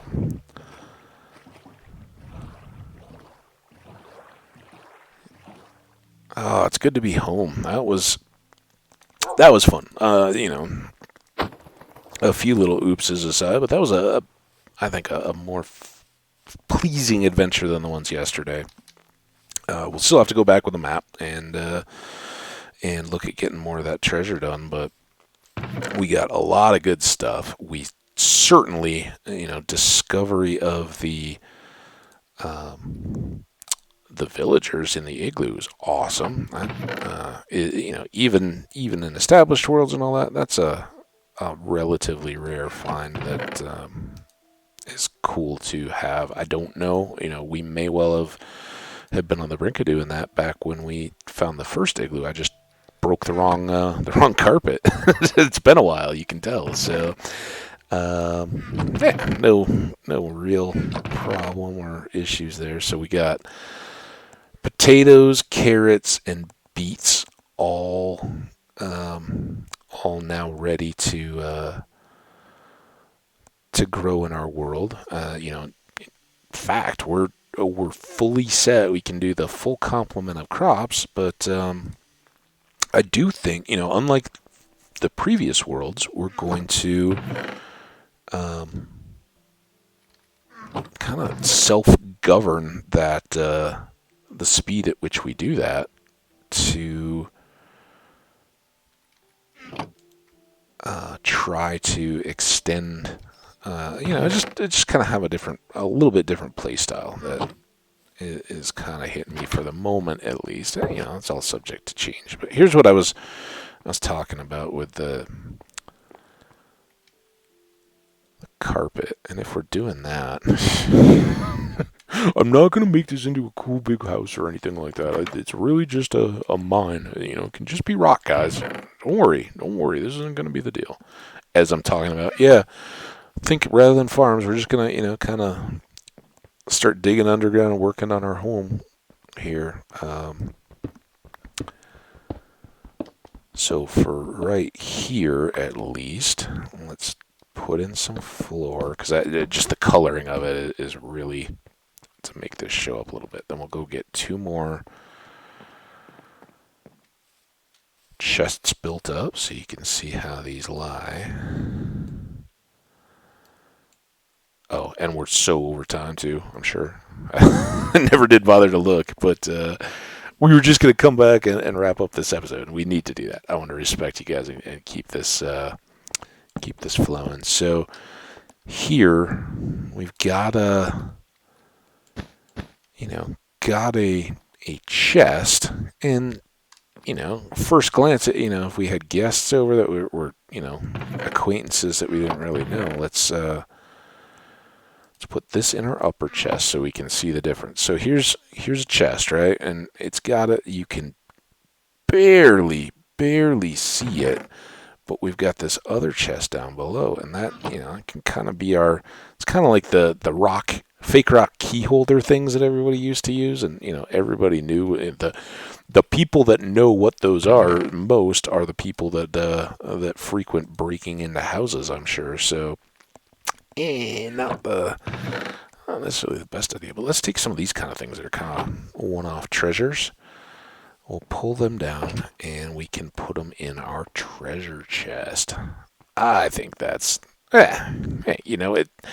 it's the little things like that, right? There's nobody out here that will actually break into our home or potentially steal our stuff, but having a little secret of our own is kind of cool. So I'm kind of excited about that. Next time, we'll definitely go back, try to see where.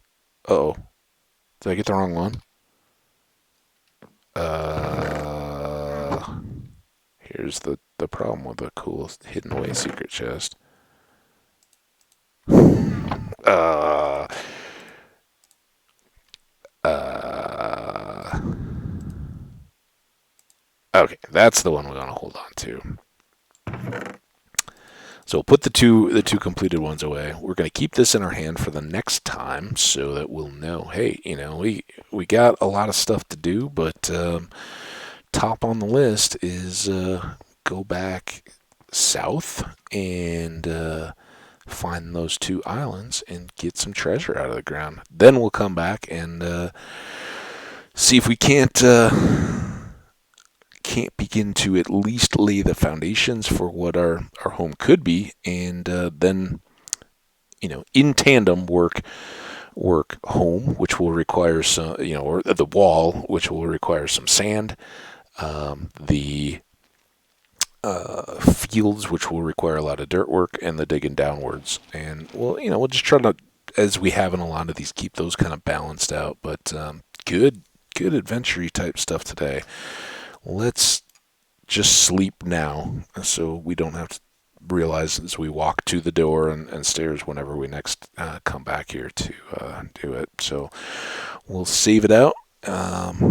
Again, I always definitely appreciate you guys tuning in. I hope this was an enjoyable one. And again, 16 minutes longer than I would have hoped, so we'll wrap it up here. But come on back. If you enjoyed it, let me know in the comments, or just hit the like button to let me know that. But otherwise, hope you enjoy and come back for the next one.